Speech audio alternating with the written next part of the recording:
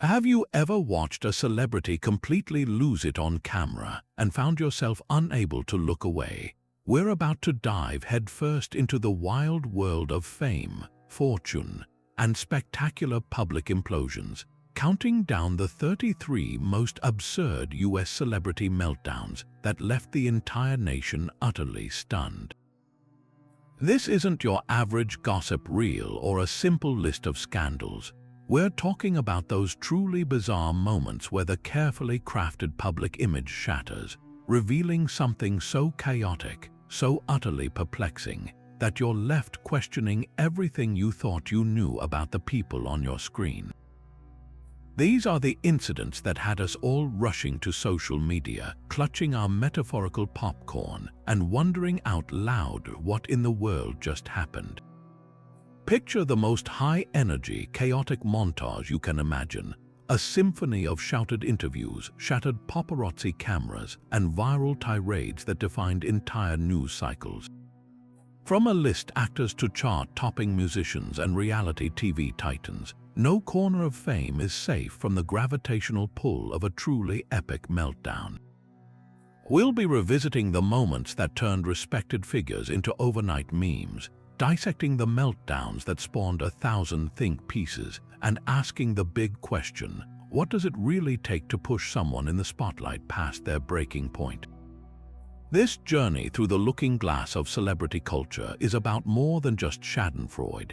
It's a fascinating exploration of the immense pressure that comes with living in the public eye, a pressure that sometimes finds its release in the most unexpected and, frankly, bizarre ways imaginable. We're going to unpack the infamous incidents involving names like Shia LaBeouf, Kanye West, and Amanda Bynes, incidents that became cultural touchstones in their own right. These stories are a roller coaster of fame-fueled chaos, a testament to the strange and often surreal relationship between celebrities and the audience that watches their every move.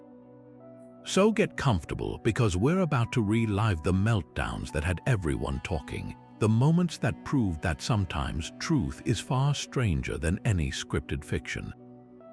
And so we begin our descent into the bizarre with one of the most iconic and replayed moments in modern television history: the day Tom Cruise seemingly defied gravity and public relations logic all at once. It was May of 2005, a simpler time before social media could instantly explode, but explode it did. Tom Cruise, arguably the world's biggest movie star at the time, sat down with the queen of daytime, Oprah Winfrey, for what should have been a standard promotional tour for his latest blockbuster, War of the Worlds. But from the moment he bounded onto the stage, it was clear this was not going to be a standard interview. He was a human sparkler, radiating an almost unnerving level of pure, unfiltered energy. He couldn't stay seated. He paced the stage, and his laughter was so intense it was almost frantic. And then it happened. While proclaiming his love for his new girlfriend, actress Katie Holmes, he dropped to one knee, pumped his fist, and then, in a move that would be etched into pop culture forever, he leaped onto Oprah's creamy yellow couch. Not once, but 3 times, springing up and down with the uncontainable joy of a man who had just discovered anti-gravity boots. The audience roared with a mix of delight and sheer bewilderment, and Oprah herself was left speechless, famously mouthing, "Oh my God," to the camera. This wasn't just excitement, it was a seismic event. The media frenzy was instantaneous and overwhelming. News outlets played the clip on a continuous loop, late-night talk shows had a field day, and couch jumping instantly became shorthand for a public display of overwhelming and perhaps slightly unhinged euphoria. But the ripples went far deeper than memes and parodies. For an actor known for his intense, controlled professionalism, this was a complete departure. It permanently fractured his carefully constructed image of the cool, collected action hero. Suddenly, the conversation was less about his box office power and more about his personal life and his very public affiliation with the Church of Scientology. This single outburst became a prism through which his entire public persona was refracted, marking a definitive before and after moment in a decades-long career. It was the moment Tom Cruise, the untouchable star, became Tom Cruise, the fascinatingly complex and sometimes perplexing public figure, a shift in perception that continues to be analyzed and debated even today. From the surreal spectacle of a couch-jumping movie star, we pivot to a moment of raw, unfiltered political statement that shook the very foundation of live television. Just a few months after Tom Cruise's bizarre display, in September of 2005, the nation was still reeling from the catastrophic impact of Hurricane Katrina. The images from New Orleans were horrifying and inescapable, a major American city submerged, its residents stranded on rooftops, and a federal government response that was widely perceived as dangerously slow and inadequate. A palpable sense of anger and frustration was brewing, particularly within the Black community, who felt the disaster had exposed deep systemic inequalities. It was in this supercharged atmosphere that a concert for hurricane relief was broadcast live across the country. The event was intended to be a dignified, scripted fundraiser, a safe space for celebrities to express sympathy and encourage donations. Kanye West, then a critically acclaimed and wildly popular musician, was scheduled to appear alongside comedian Mike Myers. The two were meant to read from a teleprompter, a simple, pre-approved segment. But as the cameras rolled, it became immediately clear that Kanye was not there to follow a script. When it was his turn to speak, he hesitated, looked directly into the camera, and began to voice the thoughts so many were feeling but that had yet to be uttered on such a massive platform. "I hate the way they portray us in the media," he started, his voice thick with emotion. "You see a Black family, it says they're looting. You see a white family, it says they're looking for food." The control room, sensing a deviation, reportedly cut his microphone, but it was too late. He then delivered the line that would echo for years to come: "George Bush doesn't care about Black people." The reaction from Mike Myers, standing rigidly beside him, was a masterpiece of silent, televised panic. His eyes darted sideways, his face frozen in a mask of pure terror. He then robotically returned to his teleprompter lines as if nothing had happened, creating a jarring, almost surreal disconnect that amplified the sheer audacity of Kanye's statement. The immediate fallout was a media earthquake. NBC, which was broadcasting the event, issued frantic apologies. News anchors were visibly flustered, struggling to process the breach of protocol. The incident dominated headlines for weeks, overshadowing the telethon itself and sparking a national conversation about race, class, and government responsibility. For many, especially Black Americans who felt their plight was being ignored, Kanye's outburst was not a meltdown but a moment of profound validation. He had used his platform to voice a collective pain, shattering the polished veneer of celebrity charity to point a finger directly at the powerful. This single act fundamentally cemented Kanye West's public persona. He was no longer just a brilliant producer and rapper. He was now an unpredictable and fiercely outspoken figure, an artist willing to hijack any platform, no matter how prestigious or controlled, to speak his truth. It was a career-defining risk that set the stage for every one of his future public provocations, establishing a template of disruption that would make him one of the most fascinating and controversial figures in modern culture.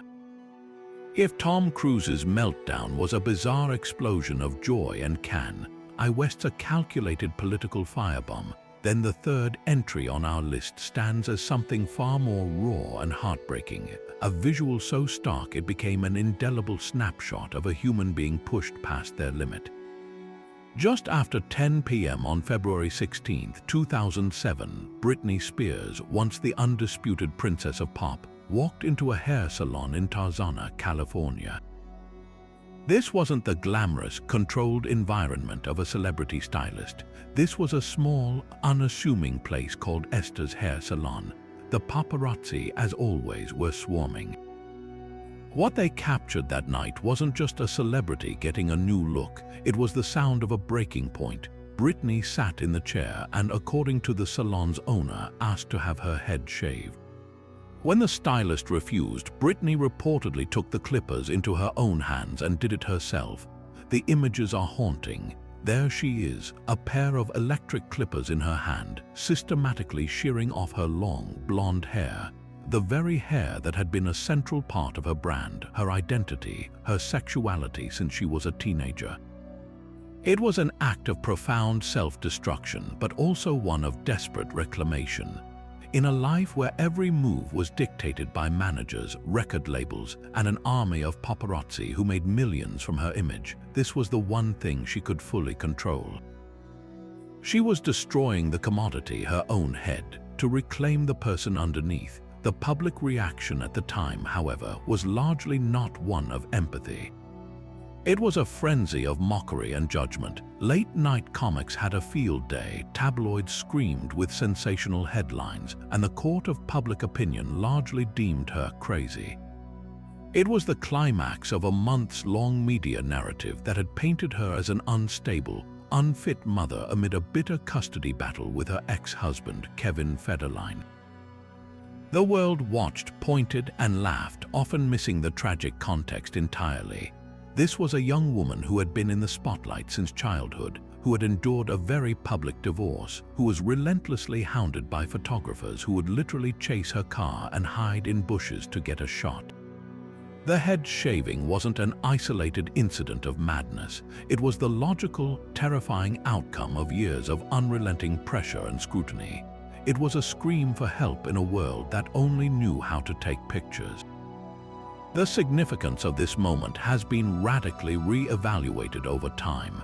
In the years that followed, as Brittany was placed under a suffocating conservatorship controlled by her father, the 2007 head-shaving incident was reframed. It transformed from a punchline into a powerful symbol.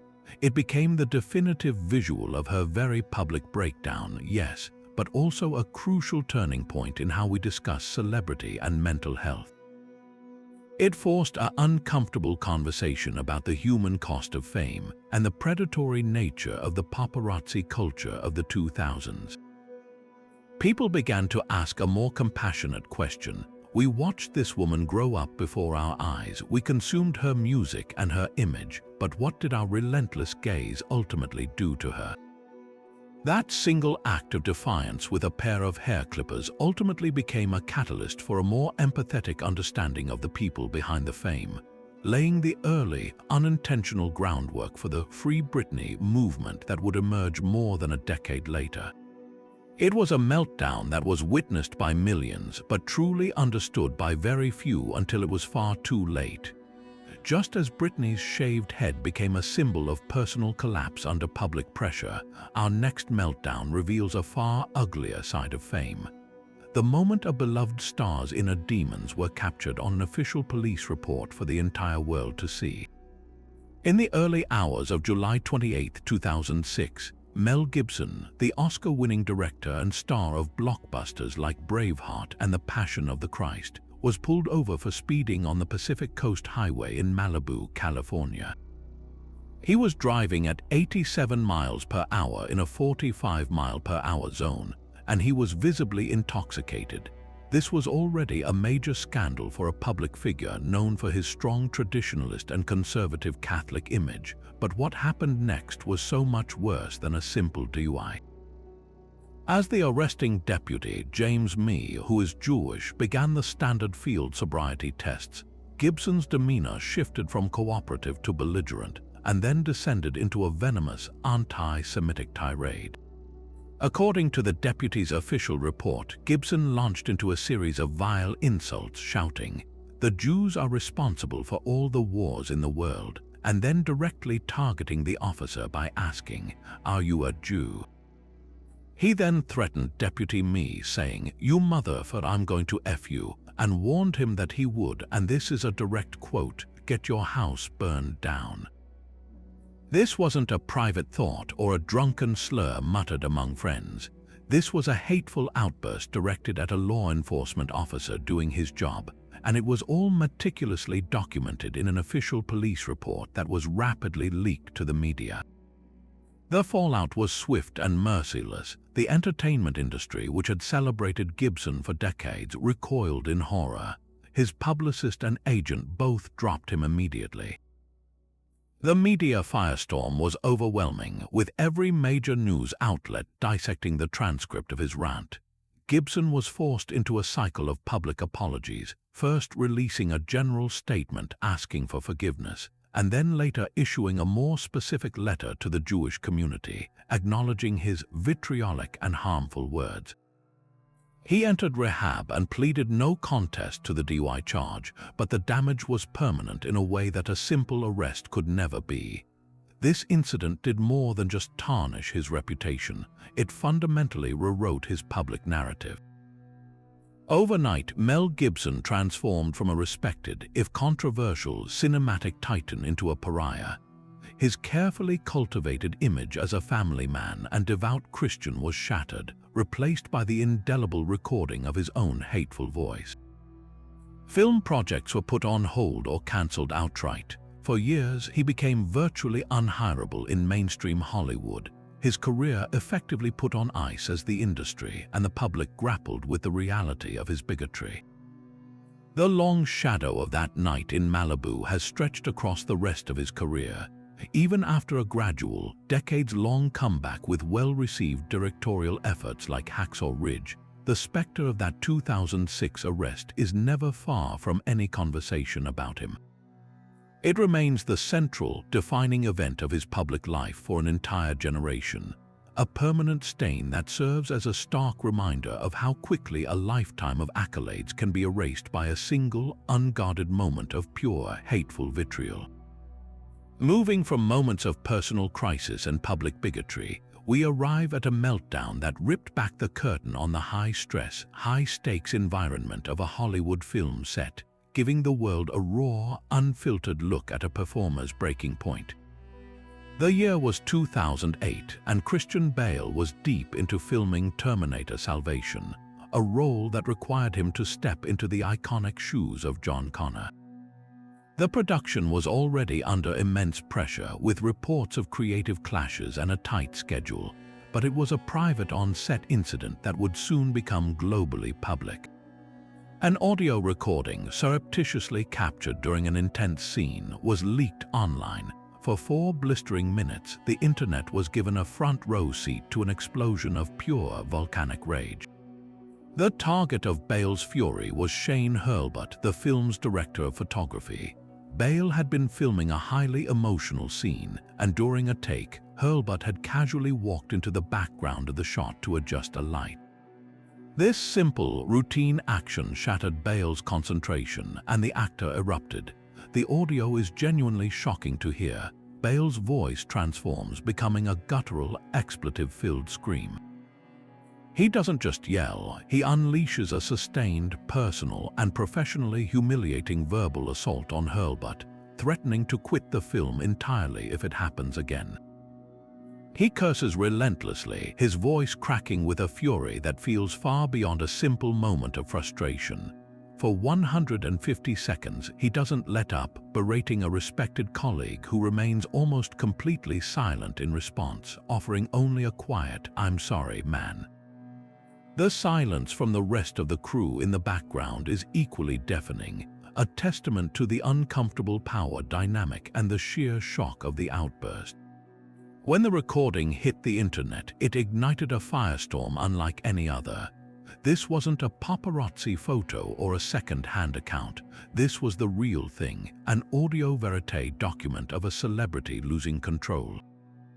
The public and media reaction was intensely divided. Some were horrified, labeling Bale an unprofessional bully and a prima donna who terrorized a hard-working crew member. Talk radio hosts played the clip on a loop, and late-night television had a field day with parodies, most famously a surreal reenactment from the cast of Saturday Night Live where they superimposed Bale's audio over a scene from The Dark Knight.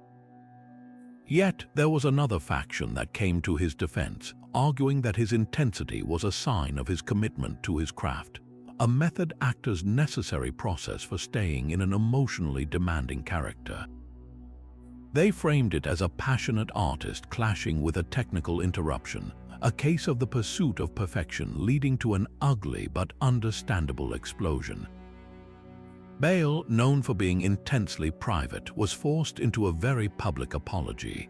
He went on a Los Angeles radio station and offered a remarkably candid and contrite mea culpa.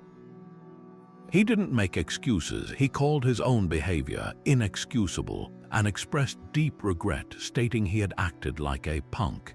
He revealed that he had since met with Hurlbut and they had reconciled, a fact Hurlbut himself confirmed, explaining that on film sets, tensions often run high and conflicts, however intense, are frequently resolved privately. This incident became a fascinating case study in the culture of filmmaking itself. It forced a conversation about the line between dedicated artistic passion and outright unprofessional abuse of power. Is it acceptable for a star of Bale's magnitude to create a hostile work environment in the name of a performance? The leaked tape made it impossible to ignore the toxic dynamics that can fester on a set when one person's creative process infringes upon the dignity and safety of others. It became a permanent part of Bale's legacy, a shadow that for years followed him as closely as his acclaimed performances. While his professional reputation ultimately recovered through a string of subsequent acclaimed roles, the Terminator Salvation tape endures as a chilling audio artifact of what happens when the pressure of a multi-million-dollar production boils over into one man's uncontrollable rage. While the Christian Bale rant gave us a window into the high-pressure world of a Hollywood set, our next Meltdown tour opened something far more private and painful: the sacred relationship between a parent and a child. In 2007, Alec Baldwin was in the throes of a bitter and protracted custody battle with his ex-wife, the actress Kim Basinger. Their divorce was famously acrimonious, filled with public accusations and legal maneuvers, all centered on their then 11-year-old daughter, Ireland. On one April day, Baldwin, believing he had a scheduled phone call with his daughter, called her. She did not answer. What he left on her voicemail, presumably in a fit of white-hot frustration, was a message so venomous and personal that it would become a permanent scar on his public image when it was inevitably leaked to the media outlet TMZ. The world didn't just hear about the incident, they heard the incident itself. The audio of the voicemail is genuinely difficult to listen to even now. In a cold, seething tone, Baldwin begins, "I don't give a damn that you're 12 years old or 11 years old or a child, or that your mother is a thoughtless pain in the ass who doesn't care about what you do as far as I'm concerned." The anger builds from there, escalating to the line that would become a headline in itself. He snarls, "You are a rude, thoughtless little pig." He goes on to criticize everything from her friends to her appearance, telling her, "You've made me feel like shit. You don't have the brains or the decency as a human being." This wasn't just an angry father having a bad day. This was a systematic verbal evisceration of a child captured for eternity on a recording. The public recoil was immediate and unanimous. Here was a man known for his sophisticated and often intimidating on-screen persona, revealing himself to be, in this private moment, a bully targeting his own young daughter. Parenting experts, psychologists, and talk show hosts universally condemned him. The phrase, "thoughtless little pig," became an inescapable cultural punchline, a shorthand for catastrophic parenting and celebrity entitlement. The incident sparked a fierce national conversation about the emotional abuse of children, the toxic fallout of high-conflict divorces, and the immense pressure placed on the children of famous parents caught in the crossfire.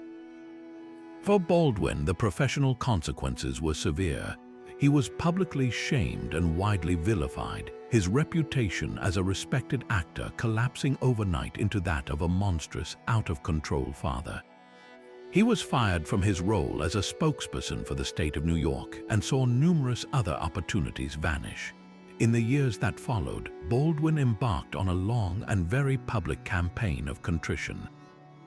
He wrote a book, appeared on countless talk shows, and spoke with remarkable candor about his own shame and regret. often framing the incident as his life's greatest failure and a product of the desperate rage he felt at being alienated from his daughter.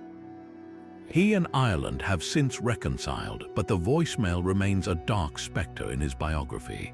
It's a stark reminder that a celebrity meltdown isn't always about ego or politics. Sometimes it's a deeply personal family tragedy, accidentally broadcast to the entire world, leaving a wound that never fully heals in the public consciousness. Moving from the private family turmoil of Alec Baldwin, we come to a meltdown that unfolded on a public stage, one that demonstrated with chilling clarity how a single, unhinged moment can erase a lifetime of goodwill and comedic achievement. In November of 2006, Michael Richards, beloved by millions for his iconic role as the eccentric Cosmo Kramer on the cultural touchstone Seinfeld, was performing a stand-up set at the Laugh Factory Comedy Club in Los Angeles. The atmosphere was typical for a weekend night, a packed, intimate room filled with patrons expecting an evening of light-hearted entertainment. When a small group of African-American audience members began to heckle him, Richards initially attempted to volley back with jokes. But as the interruptions continued, something in him snapped.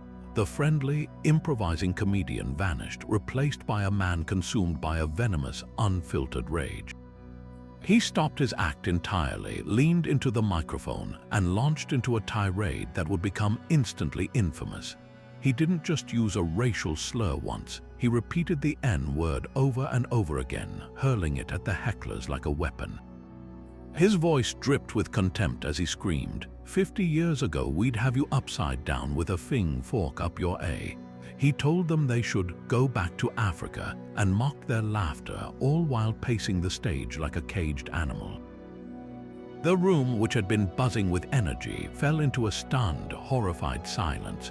You can hear audible gasps and murmurs of disbelief on the shaky cell phone video that would soon surface. The audience wasn't just offended, they were witnessing a man self-immolate in real time, torching his entire career with a few sentences of pure, unadulterated hatred. In the era before smartphones were ubiquitous, it was a stroke of devastating luck for Richards that someone in the crowd had the presence of mind to record the incident. That grainy, low-resolution video did not stay in that comedy club for long. It was uploaded to the internet and spread with a velocity that was shocking for its time. TMZ picked it up, and within hours it was on every major news network, playing on a continuous loop. The public reaction was a tidal wave of universal condemnation. This wasn't a complicated situation with nuanced sides. It was a straightforward, vile display of racism from a man everyone thought they knew. The contrast between the beloved, slapstick character of Kramer and the hate-filled man on that stage was so jarring it was almost surreal. In a desperate attempt at damage control, Richards booked an appearance on The Late Show with David Letterman just a few days later.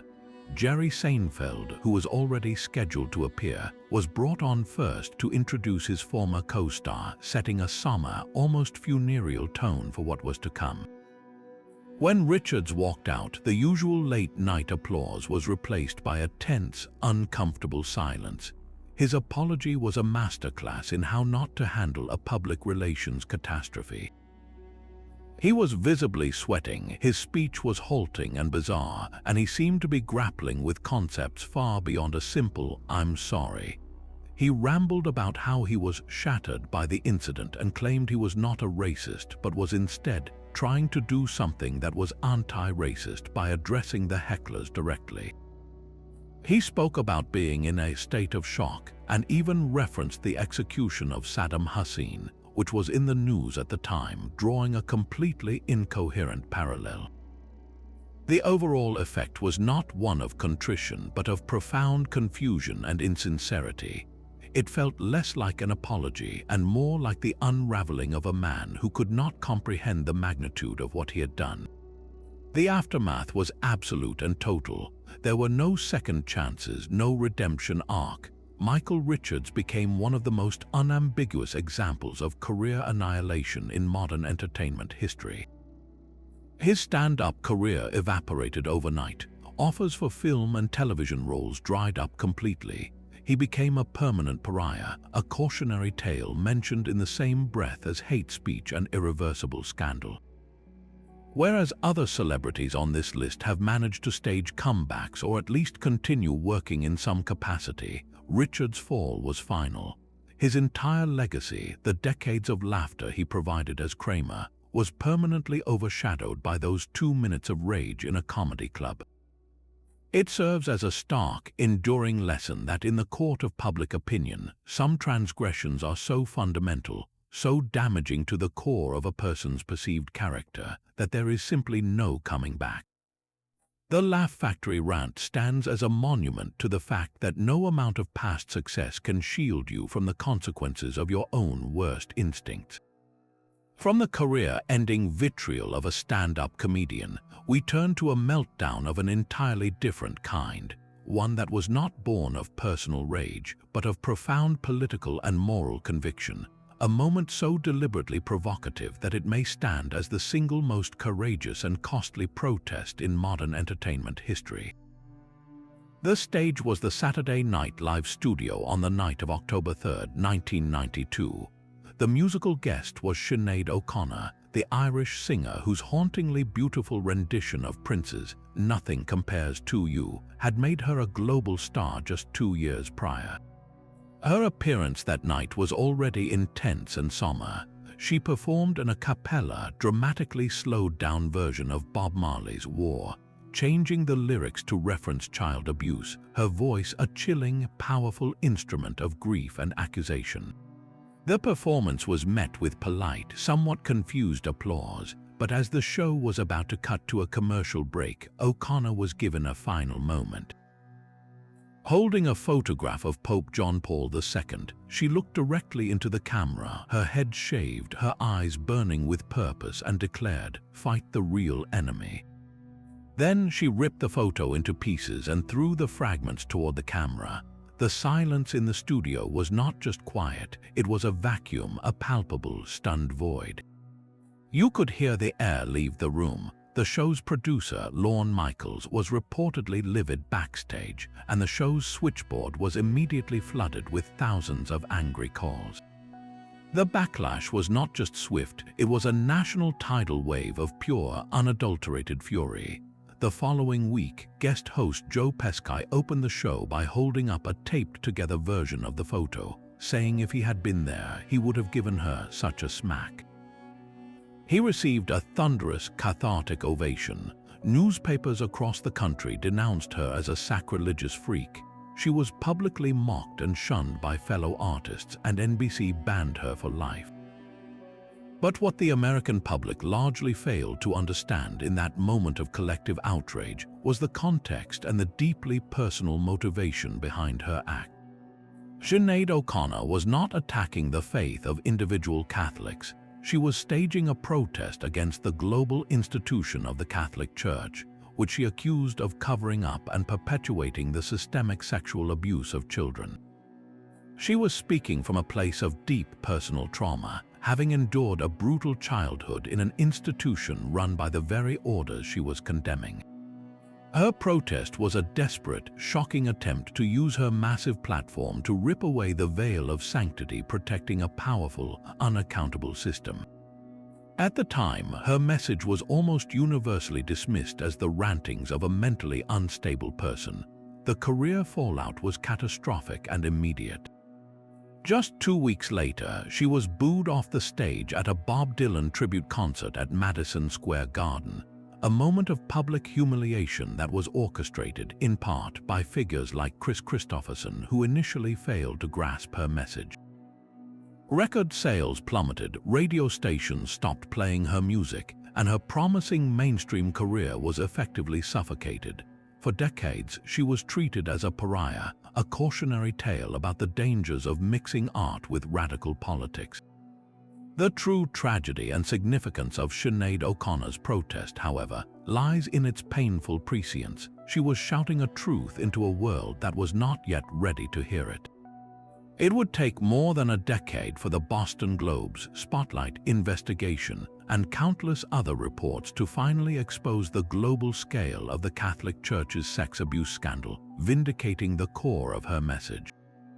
What was dismissed as a bizarre meltdown in 1992 is now seen by many as an act of immense bravery, a solitary figure sacrificing her own stardom to warn the world about a horrific crime hiding in plain sight.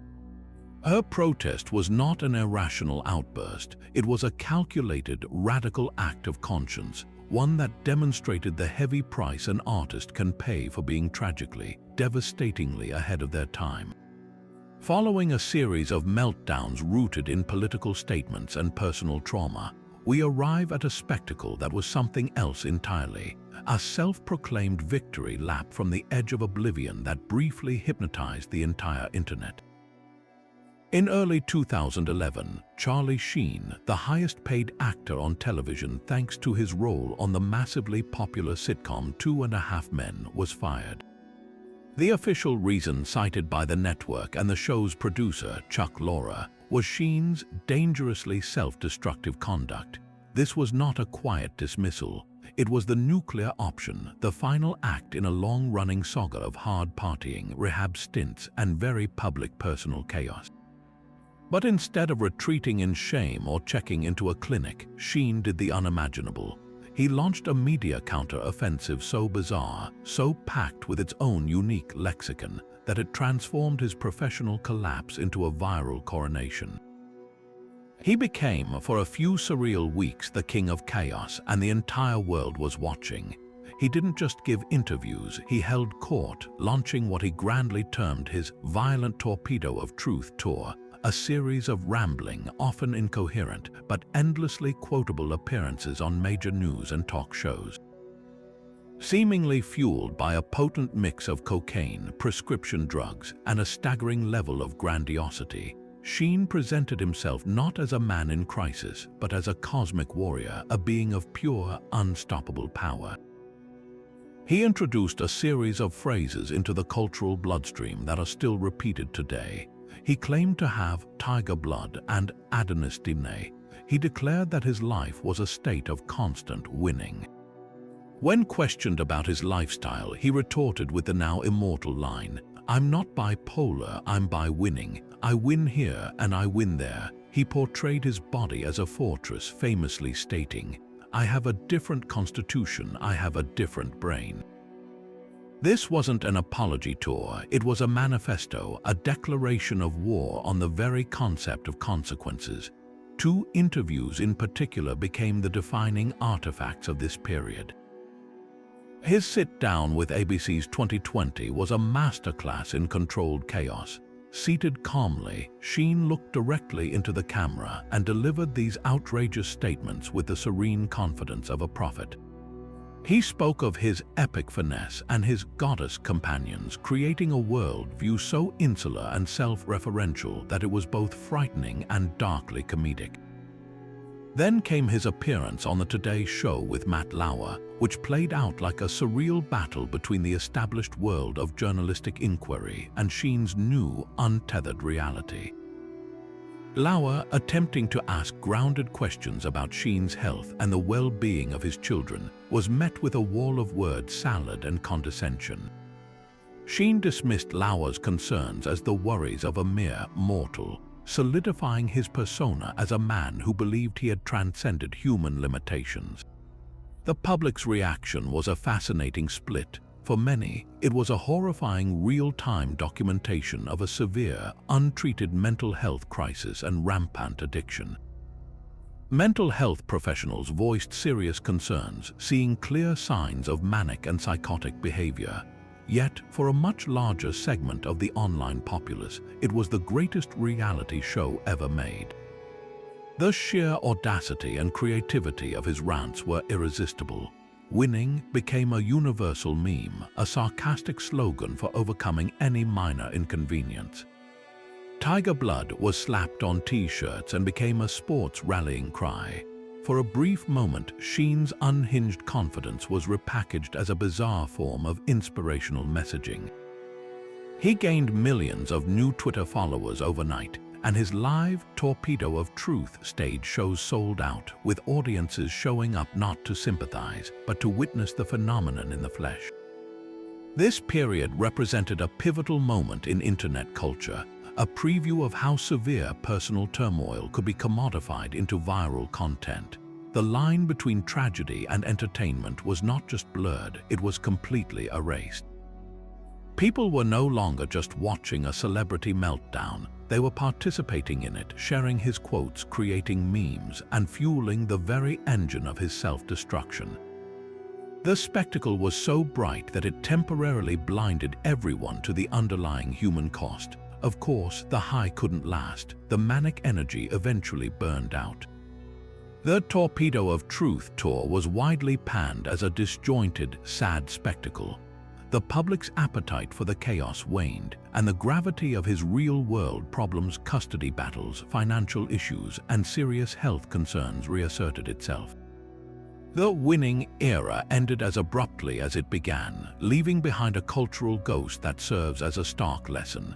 It was a perfect storm of celebrity, addiction, mental illness, and the nascent power of social media, demonstrating how the internet could turn a personal hell into a global carnival, cheering on a man as he publicly set his own life on fire.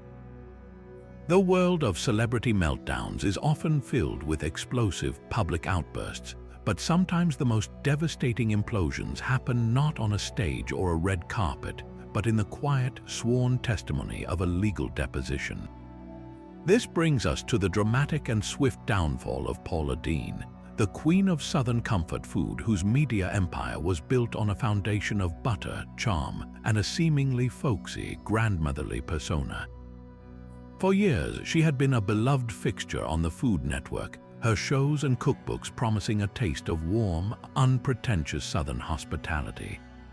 But in the summer of 2013, that carefully constructed image was shattered by a single word admitted under oath. The context was a lawsuit filed by a former employee of Deen and her brother, Bubba Hires. Lisa Jackson, who had worked as a manager at a restaurant owned by the pair, accused them of fostering a hostile work environment rife with racial and sexual discrimination. The case itself was serious, but it was during a deposition in May of that year that the real bomb dropped. When questioned by Jackson's attorney, Deen was asked if she had ever used the N-word. After a long, hesitant pause, she admitted, yes, of course, but she didn't stop there. She then attempted to contextualize her use of the slur, explaining that it was a product of her older Southern upbringing, a relic of a different time. She recounted a specific, shocking story, describing a time when she had contemplated planning a true Southern plantation-style wedding for her brother and had thought about having black servers dressed as enslaved servants, using the racial slur in her description of the idea. Her defense was not that she was misquoted or that the word was used in a friendly manner, but rather that this was just the way things were in the world she came from. This admission, captured in the dry, legal language of a court transcript, was a ticking time bomb. When it was publicly released in June 2013, the explosion was instantaneous and overwhelmingly destructive. The public outrage was visceral. For an audience that had welcomed her into their homes as a symbol of warm, familial tradition, the revelation that this comforting image was layered over a history of using such a deeply offensive racial epithet felt like a profound betrayal. The disconnect was staggering. Here was a woman who had built a brand on joy and generosity, admitting to language that embodied the very worst of America's painful history of bigotry and oppression. Her attempts at damage control only made the situation worse. First, she released a series of increasingly desperate video apologies on YouTube, where she appeared visibly distraught, pleading for forgiveness and claiming she was not the person the media was portraying her to be. Then, in a move that is now infamous in public relations disaster history, she secured a televised interview with Matt Lauer on the Today Show. The interview was a catastrophe. Instead of projecting sincere contrition, Deen came across as defensive and emotionally fragile, at one point becoming so flustered she seemed to suggest that most people have at some point used a racial slur. She framed herself as the victim of a hate tornado, a portrayal that landed with a deafening thud for viewers who saw the real victims as the employees who had endured the alleged discrimination. The corporate reaction was swift, brutal, and financially terminal. Within 24 hours of the deposition becoming public, the Food Network announced it would not be renewing her contract, effectively firing the woman who had been one of its biggest stars. Then, like a line of dominoes, her sponsors began to fall. Walmart, Target, Caesars Entertainment, Smithfield Foods, and Home Depot all severed their multi-million-dollar partnerships with her. Book publishers pulled her upcoming projects. Her empire, valued at an estimated hundreds of millions of dollars, evaporated almost overnight. The Paula Deen brand became toxic, a case study in how a single admission from the past, once exposed to the light of modern scrutiny, can trigger an instantaneous and total career meltdown. Her downfall was a powerful lesson in the new rules of celebrity in the 21st century. It wasn't just about the use of the slur itself, as horrific as that was. It was about the complete inability of an old-school celebrity persona to navigate a newly sensitive and socially conscious public sphere. The product of my generation defense, which might have held some sway decades earlier, was now seen as a pathetic excuse, an unwillingness to take full accountability for one's own words and their impact. Paula Deen's meltdown was unique because it wasn't a loud public spectacle, but a quiet, legal unraveling that exposed a deep and uncomfortable hypocrisy at the heart of her brand, proving that in the modern world, the past is never really buried, especially when it's documented in a court of law. Just a few hours can be all it takes to dismantle a decades-long career, and nowhere was this more starkly demonstrated than in the stunningly rapid downfall of comedian Roseanne Barr in the spring of 2018. The premiere of the rebooted Roseanne sitcom that March had been a genuine cultural event, a massive ratings triumph for ABC that seemed to capture the mood of a politically divided America. The show was celebrated for its portrayal of a working-class family, and Barr was once again sitting atop the television world, her legacy as a groundbreaking comic icon seemingly secure. But in the early morning hours of May 29th, that legacy was incinerated in the space of 280 characters. It began with a tweet, a response to a political conspiracy theory about former Obama advisor Valerie Jarrett. In what Barr would later claim was a poorly conceived joke, she wrote, "Muslim Brotherhood and Planet of the Apes had a baby equals Vijay." The racist implication comparing a black woman to an ape was as blatant as it was vile. The internet did not simply react, it detonated. Social media platforms were instantly flooded with universal condemnation. Fellow actors, journalists, and politicians expressed their outrage and disgust, and the hashtag began trending within minutes, transforming a single tweet into a full-blown national scandal. The backlash was so immediate and so intense that it created a gravitational pull powerful enough to alter the course of a multi-million-dollar television enterprise in real time. The response from the network was historically swift and merciless. Within just a few hours of the tweet being posted, ABC Entertainment President Channing Dungey, who was the first black woman to head a major television network, issued a terse, powerful statement announcing that the show was cancelled, calling Barr's comment abhorrent, repugnant, and inconsistent with our values. The speed was breathtaking. A show that had been the network's crown jewel, a ratings powerhouse that had been renewed for another season just weeks prior, was executed with corporate efficiency before the day was even over. The cancellation was more than just a corporate decision. It was a landmark moment that sent a shockwave through the entire entertainment industry, a clear signal that in the modern era, there were lines that, once crossed, would result in zero tolerance regardless of profitability or star power.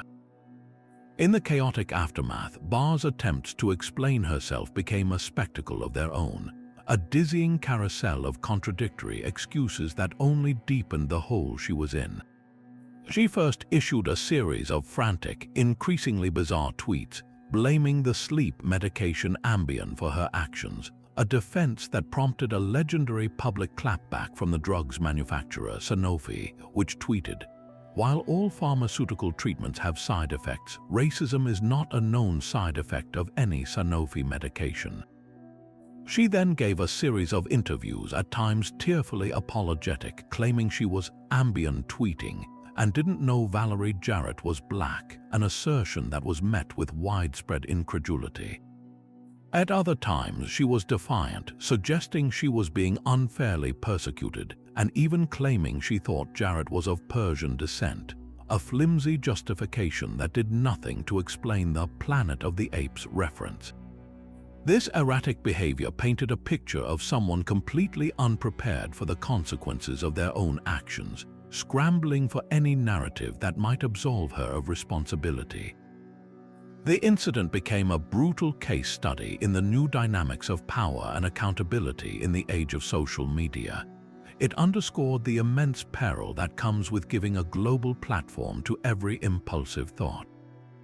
For celebrities, a tweet is no longer just a casual comment. It is a broadcast to millions, a permanent public record that can trigger an instantaneous and irreversible corporate and public relations tsunami. The Roseanne cancellation proved that networks and sponsors were now willing to listen to the collective voice of the online masses and act with a speed that was previously unimaginable. The fallout extended far beyond Barr herself, costing the jobs of hundreds of writers, crew members, and castmates whose own show was vaporized by the actions of its star. In a fascinating twist, the cancellation was not the end of the story. The following year, ABC revived the concept without its titular star, launching The Conners, a show that literally wrote Roseanne Barr's character out of the narrative by killing her off. This move allowed the rest of the cast and crew to continue their work, but it also served as a permanent, fictional monument to a very real-life meltdown.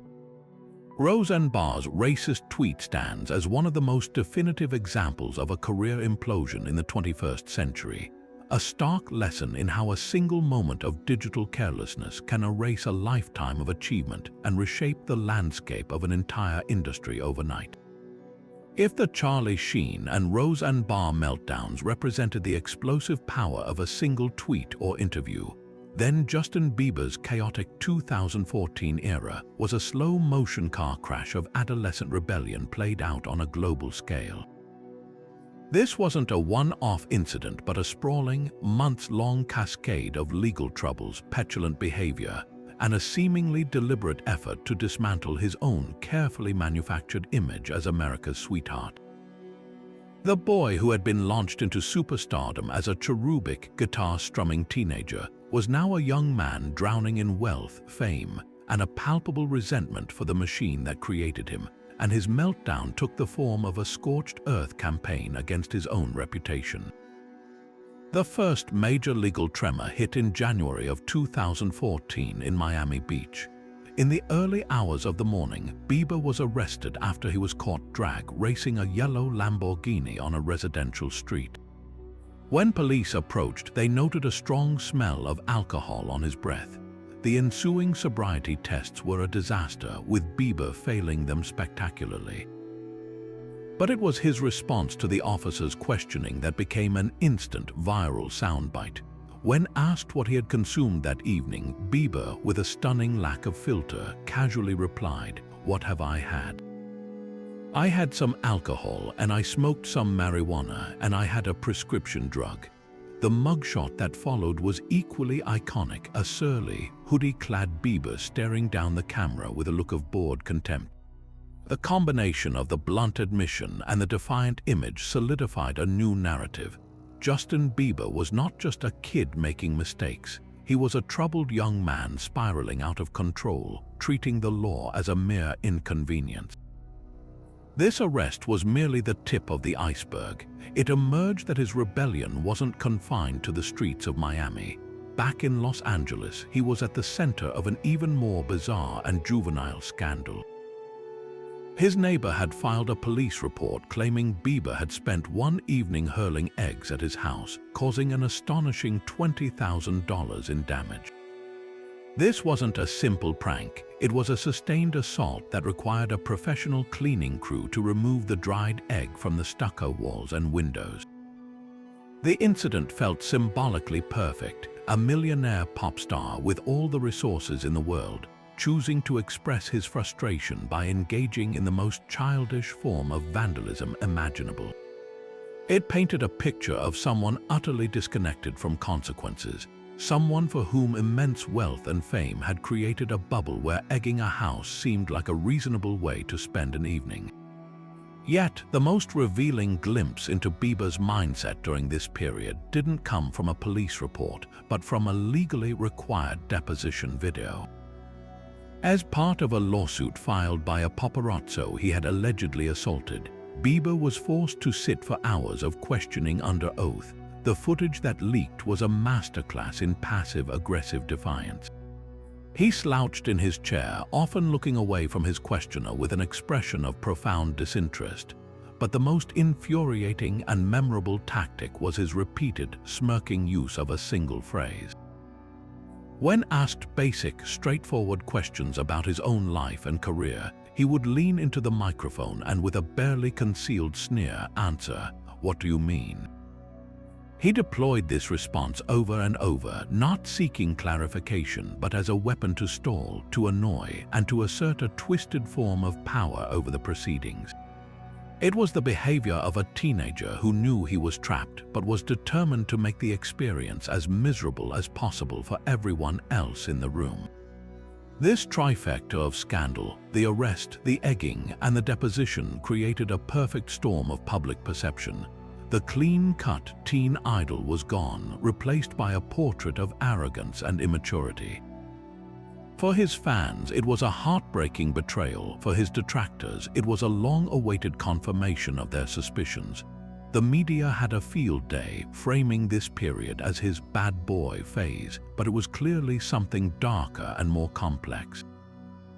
This was a young man who had never experienced a normal adolescence, lashing out at the walls of his gilded cage in the only ways he knew how. He was rebelling against the very system that had made him a star, and in doing so, he became a cautionary tale about the perils of child stardom, a living example of what happens when you grow up with no boundaries and the entire world watching your every move.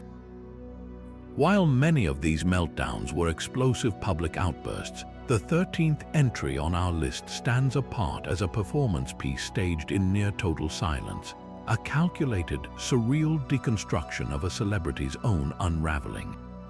In February of 2014, Shia LaBeouf, the former child star from the Disney Channel's Even Stevens, who had graduated to blockbuster franchises like Transformers, opened the doors to a small, unmarked gallery in Los Angeles for an exhibit he titled "I Am Sorry." The setup was stark and intentionally unsettling. Inside the white-walled space, LaBeouf sat silently on a simple stool, wearing a black tuxedo and a brown paper bag over his head. Scrawled across the bag in black marker were the words "I am not famous anymore." On a table beside him sat a single, long-stemmed red rose and a custom-made leather whip. For 5 days, members of the public were invited to enter the room one at a time and interact with him in complete privacy, with the only rule being that he would not respond or speak. This wasn't a traditional apology or a press conference. It was a piece of living theater, a meta-meltdown designed to confront the public's perception of him head-on, or more accurately, bag-on.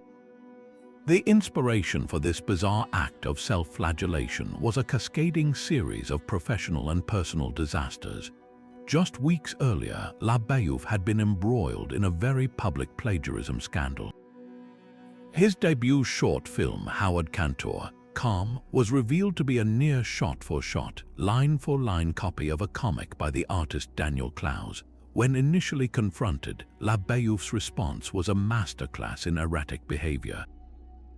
He first apologized on Twitter, then plagiarized his apology from a Yahoo Answers forum, and then began tweeting a series of increasingly nonsensical messages seemingly aimed at Klaus before declaring his retirement from public life. The "I am sorry" installation was his return, but it was a return as a spectacle of penance, a physical manifestation of the shame, confusion, and performative self-loathing that had characterized his recent public spiral. What made the installation so compelling and so deeply disturbing were the first-hand accounts from visitors who stepped into that quiet room. The interactions ran a shocking gamut of human emotion. Some were moved to tears, sitting with him in shared silence, a moment of strange, unspoken connection. Others placed a hand on his shoulder in a gesture of forgiveness or empathy. But then there were the darker, more invasive encounters that revealed the unsettling power dynamic at play. Some visitors reportedly took the whip from the table and laid it across his back. Others whispered cruel insults into the paper bag, testing the limits of his commitment to the piece. One person allegedly even urinated on him, an act of utter degradation that Labayouf endured without breaking character. This was the core of the piece's twisted genius. By removing his famous face and his voice, he had turned himself into a blank canvas onto which the public could project their own feelings about fame, shame, and punishment. He was no longer an actor but an object, and the gallery became a microcosm of the intense, often predatory relationship between a celebrity and their audience. The paper bag was a brilliant, if heavy-handed, symbol. It was at once a hiding place and a billboard. By declaring "I am not famous anymore," he was attempting to renounce the very thing that defined him, while simultaneously using that renunciation to generate a whole new wave of headlines and cultural fascination. It was a paradox that perfectly encapsulated the modern celebrity condition, the desperate attempt to escape the spotlight by crawling deeper into its beam. Critics and psychologists were divided on how to interpret the performance. Was this a sincere, if deeply flawed, attempt at therapeutic self-exposure and public atonement? Or was it the ultimate act of narcissism, a cynical piece of performance art that transformed his personal and professional failures into a curated exhibit, thereby reclaiming control of his narrative by appearing to completely surrender it? The installation didn't provide any answers. Instead, it held up a mirror to a culture obsessed with watching famous people break, asking us to consider our own role in the spectacle. We weren't just passive observers of Shia Labayouf's meltdown. We were invited to participate in it, to become co-authors of his humiliation, and in doing so, we were forced to confront the uncomfortable question of what we, the audience, truly want from the celebrities we build up and so eagerly watch crumble. Transitioning from Shia Labayouf's silent, gallery-based self-flagellation, we turned to a meltdown that unfolded with frightening volume and visibility across the public forum of social media, marking one of the most distressing public declines of a former child star. In the period between 2013 and 2014, Amanda Bynes, who had once been the beloved, witty star of hit Nickelodeon shows like All That and The Amanda Show and successful films like She's the Man, began a heartbreaking transformation. Her platform of choice was Twitter, and over the course of more than a year, she used it to broadcast a cascade of increasingly erratic, paranoid, and accusatory messages that left her millions of followers deeply concerned. This was not a curated performance piece. It felt like a raw, unfiltered, and very real cry for help happening in real time. The tweets started oddly but escalated into deeply troubling territory. She began making bizarre pronouncements about her own appearance, claiming she needed to have her followers check out her newly altered eyes and cheeks, despite looking visibly disheveled in accompanying photos. The tone then shifted dramatically towards aggression and paranoia. She launched a series of unfounded public accusations against her own father, alleging horrific abuse and even requesting that her followers hurt him. These claims were swiftly and publicly denied by her family, who expressed their profound worry for her well-being and clarified that she was suffering from an untreated mental illness. The digital rampage didn't stop with her family. She randomly accused strangers of being ugly and leveled serious, baseless allegations at other celebrities, creating a chaotic and often frightening digital footprint that painted a picture of someone completely divorced from reality.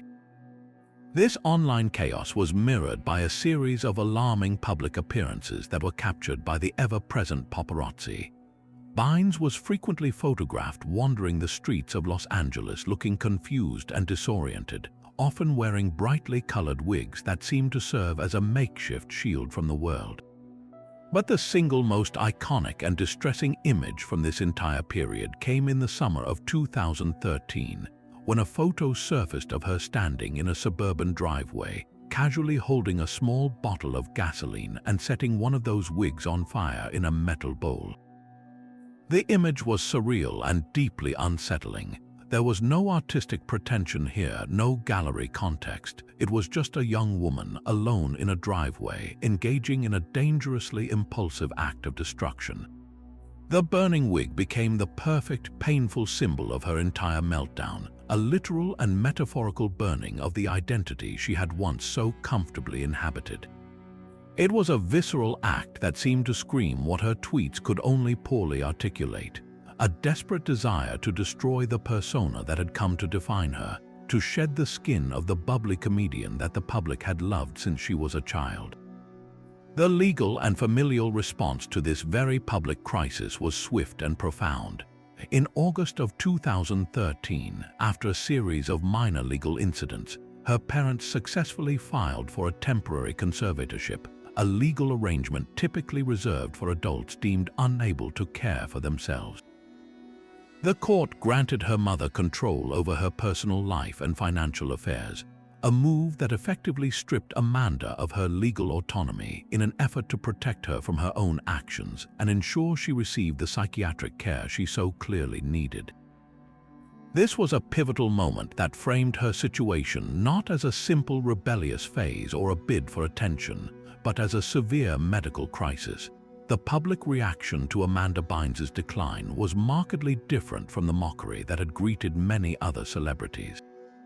For many who had grown up watching her, this was not a distant star but a familiar presence from their own childhoods. The contrast between the sharp, hilarious young woman she had been and the troubled, paranoid person she had become was simply too jarring to be funny. Her meltdown sparked a more somber, compassionate conversation about the immense pressures of child stardom and the devastating toll of mental illness. It forced a collective reckoning with the fact that the entertainment industry often chews up and spits out young talent without adequate support systems in place, leaving them to navigate the treacherous waters of adulthood and mental health in the blinding glare of the public eye. Her story became a tragic parallel to Britney Spears' earlier struggles, another stark reminder that fame offers no protection from personal demons and can, in fact, amplify them to a terrifying degree. The conservatorship, while controversial as a legal instrument, was largely seen by the public as a necessary, if extreme, intervention to save a young woman from herself. Amanda Bynes' Twitter rampage and the image of that burning wig remain as haunting digital artifacts of a life unraveling before our eyes, a deeply human tragedy that played out not in a therapist's office or a hospital, but on the unforgiving public stage of the internet. Amidst the deeply personal implosions and quiet gallery confessions, our 15th meltdown detonated on one of the most brightly lit and globally watched stages imaginable, instantly transforming a celebratory awards show into the epicenter of a pop culture earthquake. The date was September 13, 2009, and the setting was the MTV Video Music Awards. A 19-year-old Taylor Swift, her career skyrocketing with her album Fearless, had just won the award for Best Female Video for her song You Belong With Me. Dressed in a sparkling gown, she walked to the podium, her face radiating the genuine, unjaded excitement of a young artist living her dream. As she began her acceptance speech, thanking her fans and the network, a figure in a stark white suit and dark sunglasses abruptly climbed the steps and commandeered her microphone. It was Kanye West. The room, filled with the industry's biggest stars, seemed to collectively hold its breath. Kanye looked out at the audience, then down at a stunned Taylor Swift, and delivered the line that would be replayed billions of times. "Yo, Taylor, I'm really happy for you. I'ma let you finish, but Beyoncé had one of the best videos of all time." One of the best videos of all time. For a moment, time stood still. The camera cut to Taylor, her smile instantly wiped away, replaced by a look of pure shock and humiliation. She stood frozen, her hands clasped tightly as Kanye handed the microphone back to her and strode offstage. The audience response was a wave of confused, nervous booing, a sound of collective discomfort more than outright anger. The moment was so profoundly awkward, so brutally public, that it felt like a violation of an unspoken rule of show business decorum. This wasn't a behind-the-scenes rant or a leaked tape. This was a live televised ambush, a deliberate hijacking of a young artist's crowning achievement. The fallout was immediate and unfolded in real time. As a bewildered Taylor was escorted backstage, the show stumbled forward, the air thick with tension. The true coda to the incident came later in the evening when Beyoncé, the very artist Kanye had championed, won the award for Video of the Year for her iconic single Ladies video. In a move of pure grace and impeccable class, Beyoncé used her moment on the podium not to celebrate her own win, but to rectify the earlier injustice. She invited a tearful Taylor Swift back onto the stage to finish her speech, giving her the moment of triumph that had been so cruelly stolen. The gesture was a masterclass in empathy and power, instantly cementing Beyoncé's status as not just a musical icon, but a cultural queen, while simultaneously highlighting the stark contrast between her dignified response and Kanye's brazen disrespect. In the days and weeks that followed, the incident became a supernova in the pop culture universe. It was covered on every news channel, debated on every talk show, and dissected in countless think pieces. For Taylor Swift, the event was a pivotal, traumatic crucible that would fundamentally shape her artistic persona and career trajectory. It solidified her in the public consciousness as an underdog, a narrative she would later masterfully subvert and weaponize in her music, transforming her pain into a powerful creative engine. The incident became a foundational element of her brand, a reference point for a generation of fans who saw in her a symbol of overcoming public humiliation with resilience and success. For Kanye West, the 2009 VMAs was not an isolated incident but a cornerstone of his growing reputation as an unpredictable, ego-driven provocateur. It was a direct continuation of the pattern he established with his "George Bush doesn't care about black people" comment, demonstrating his willingness to disrupt any platform, no matter how prestigious, to assert his own opinion. While his earlier outburst had political undertones, this one was perceived as purely personal and petulant, an act of breathtaking arrogance that positioned his own taste as more important than a peer's accomplishment. The public backlash against him was ferocious. Then President Barack Obama even privately called him a jackass, a comment that was later leaked, perfectly capturing the national sentiment. Kanye was forced into a period of public contrition, appearing on The Jay Leno Show where he broke down in tears, a moment that felt both genuinely emotional and strategically performative. But the damage was done. The "I'ma let you finish" moment became his most defining and inescapable pop culture reference, a digital ghost that would haunt him for over a decade. The cultural impact of this single minute on stage cannot be overstated. It became the blueprint for the modern celebrity feud, playing out across blogs, magazines, and eventually the new frontier of social media. It created a clear archetype of villain and victim that the public eagerly consumed. More than that, it ignited a conversation about misogyny in the entertainment industry, raising questions about why a young, successful woman was so easily silenced and dismissed by a more established male peer. The moment was dissected for its racial and gender dynamics, with some arguing it represented an older, black male artist undermining a younger, white female artist's success, while others saw it as a simple, brutal case of a bully targeting someone he perceived as weak. It was a meltdown that transcended the individuals involved, becoming a permanent fixture in the cultural lexicon, a shorthand for the ultimate party foul and a stark reminder that in the world of celebrity, your most triumphant moment can be shattered in an instant by someone else's uncontainable ego. From the globally televised spectacle of an awards show ambush, we plunge headlong into a far more intimate and legally tangled battlefield, the deeply personal, viciously public war between Johnny Depp and Amber Heard. This wasn't a single, explosive incident, but a sprawling, multi-year saga of accusations, counter-accusations, and a truly shocking cascade of leaked evidence that systematically dismantled one of Hollywood's most carefully cultivated personas. The central, fiery core of this meltdown was ignited in May 2016, when Heard filed for divorce from Depp after just 15 months of marriage and obtained a temporary restraining order, presenting photographs of her bruised face and alleging a history of brutal domestic violence. This alone was a seismic story, but it was the legal discovery process in the ensuing years that unleashed the true flood of scandal, most notably a series of incendiary text messages from Depp that were leaked to the press.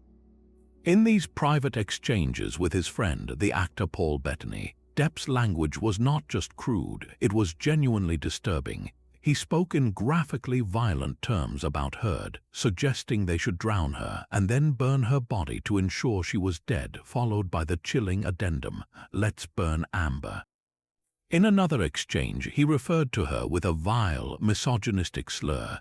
For an audience that had spent decades adoring Johnny Depp as the charming, coal-eyed pirate, the whimsical oddball in films like Pirates of the Caribbean and Edward Scissorhands, these messages were a horrifying revelation. The lovable rogue, it seemed, had a profoundly dark and ugly interior, and his private words painted a picture of rage that was impossible to reconcile with his public image. This was not a one-sided media narrative, however. It was a brutal war fought on multiple fronts, with both parties launching devastating salvos. Heard's detailed allegations described a pattern of substance-fueled jealousy and physical assaults, including an incident where he allegedly threw a phone at her face, which Depp's team vehemently denied, claiming she had fabricated the injuries. Depp's legal team fought back fiercely, framing Heard not as a victim but as an opportunistic manipulator who was fabricating abuse claims to secure a larger financial settlement and boost her own career. They presented their own evidence, including allegations that Heard had been the aggressor in their arguments and had even severed the tip of his finger during a violent confrontation in Australia. The public and the media became unwilling jurors in a trial that played out not in a courtroom but across the front pages of tabloids and the endless scroll of social media feeds. Every new leak, every legal filing was dissected with frenzied intensity, creating two deeply entrenched camps of supporters. The #Justice for Johnny and #I Stand with Amber hashtags became digital battlefields, reflecting a culture war that extended far beyond the two individuals involved, touching on larger, deeply sensitive issues of gender, power, and the credibility of abuse survivors. The professional fallout for both actors was severe and swift, though it initially hit Depp with far greater force. In the immediate aftermath of Heard's allegations and the leaking of the "Burn Amber" texts, Disney swiftly dropped him from the Pirates of the Caribbean franchise, a role that had defined the latter part of his career and earned the studio billions. He was also asked to resign from the Fantastic Beasts film series, another multi-million-dollar property. The industry that had once celebrated his eccentricities now viewed him as toxic, a liability that studios could not afford. His lovable rogue persona was irreparably shattered. It was one thing to be a quirky artist and another entirely to be associated with such graphically violent private sentiments. The court of public opinion had, for a time, largely convicted him.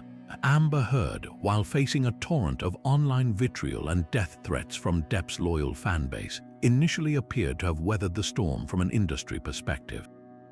She retained her role in Aquaman and the Lost Kingdom, though her screen time was reportedly significantly reduced, a point her legal team would later argue was a direct result of the scandal. The true turning point in this epic meltdown, the moment the narrative began to dramatically pivot, was the libel trial in the United Kingdom in 2020. Depp sued the British tabloid The Sun for labeling him a wife-beater, and the proceedings laid bare an unprecedented amount of evidence for public consumption. While the UK judge ultimately ruled against Depp, finding that the paper's claim was substantially true, the case had a paradoxical effect. The detailed testimony and audio recordings that emerged, including one where Heard admitted to hitting Depp and mockingly questioned whether anyone would believe he was a domestic abuse victim, began to seriously erode her credibility in the eyes of the international public.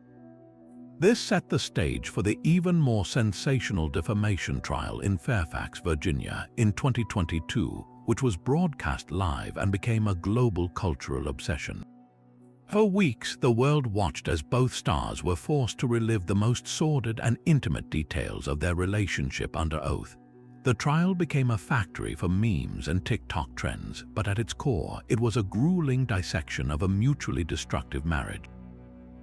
Depp, with his quiet, sometimes rambling testimony, managed to project an image of a man worn down by addiction and a volatile partner. Heard's testimony, while detailed and emotional, was picked apart by Depp's legal team, who successfully portrayed her as an unreliable and often manipulative narrator. The jury ultimately found in Depp's favor, awarding him more than $10 million in damages, while also awarding Heard $2 million for a counterclaim. The verdict was seen by many as a massive public vindication for Depp, a restoration of his reputation that the UK trial had denied him.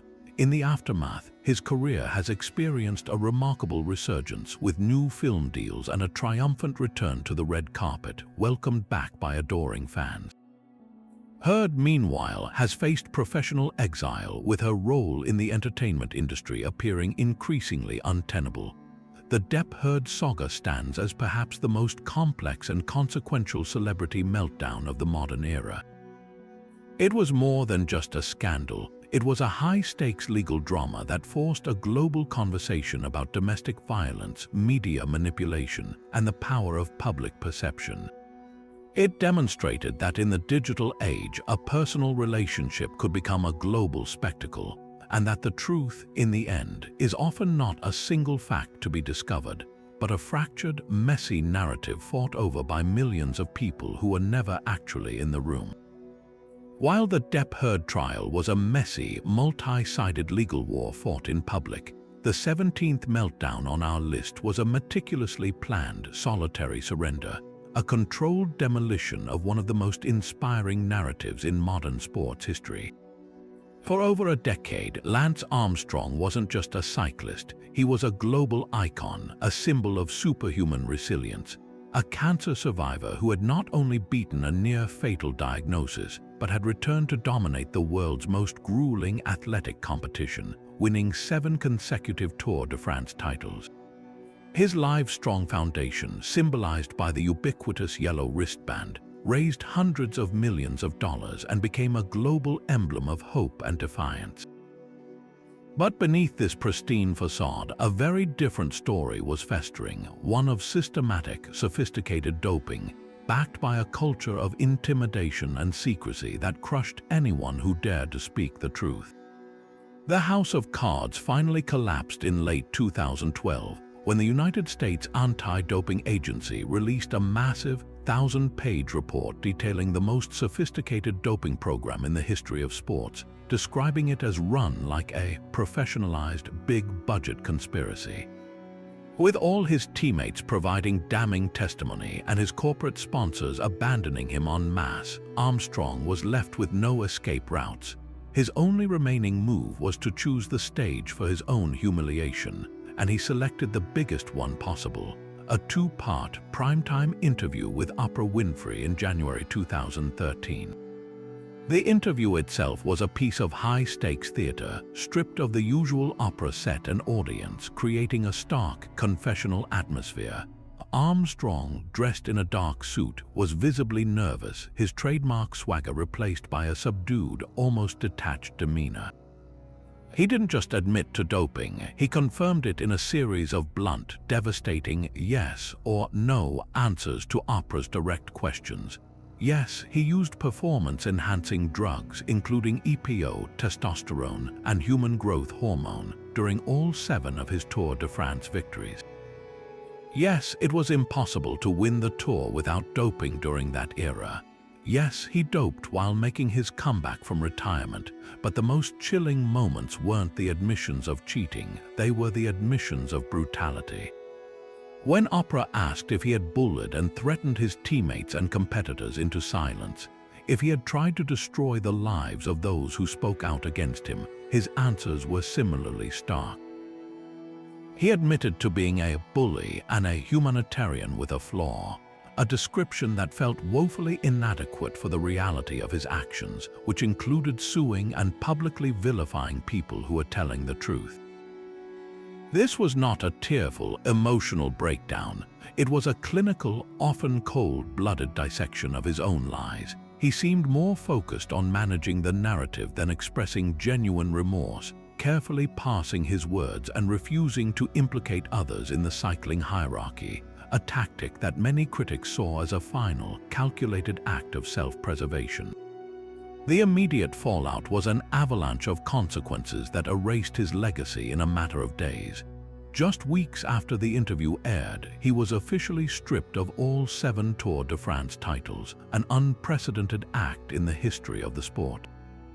He received a lifetime ban from all competitions sanctioned by cycling's governing bodies, effectively ending his athletic life. The financial ramifications were equally catastrophic. He was dropped by every one of his major corporate sponsors, including Nike, Trek, and Anheuser-Busch, and was forced to settle a multi-million-dollar fraud lawsuit with the United States government for misleading the Postal Service, which had sponsored his team. But perhaps the most poignant symbol of his fall was the disintegration of his livestrong empire. The foundation, which had been so intrinsically tied to his personal brand, was fatally wounded.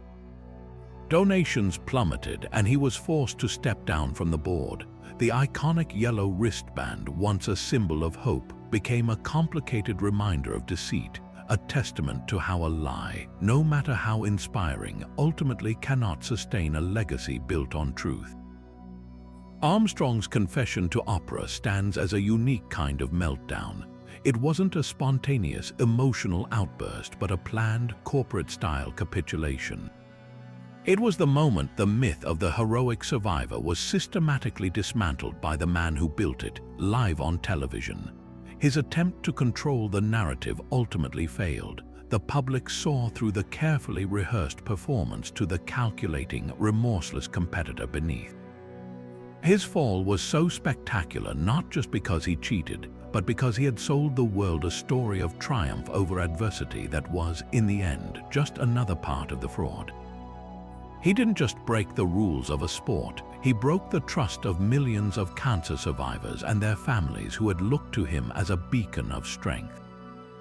The Lance Armstrong saga remains the ultimate cautionary tale about the corrosive power of a single, beautiful lie, and the devastating, comprehensive ruin that follows when that lie is finally and irrevocably exposed. Just when you thought the landscape of celebrity implosions couldn't get any stranger, our 18th meltdown takes us into a perfect storm of privacy invasion, billion-dollar revenge, and a courtroom drama that redefined the very boundaries of press freedom.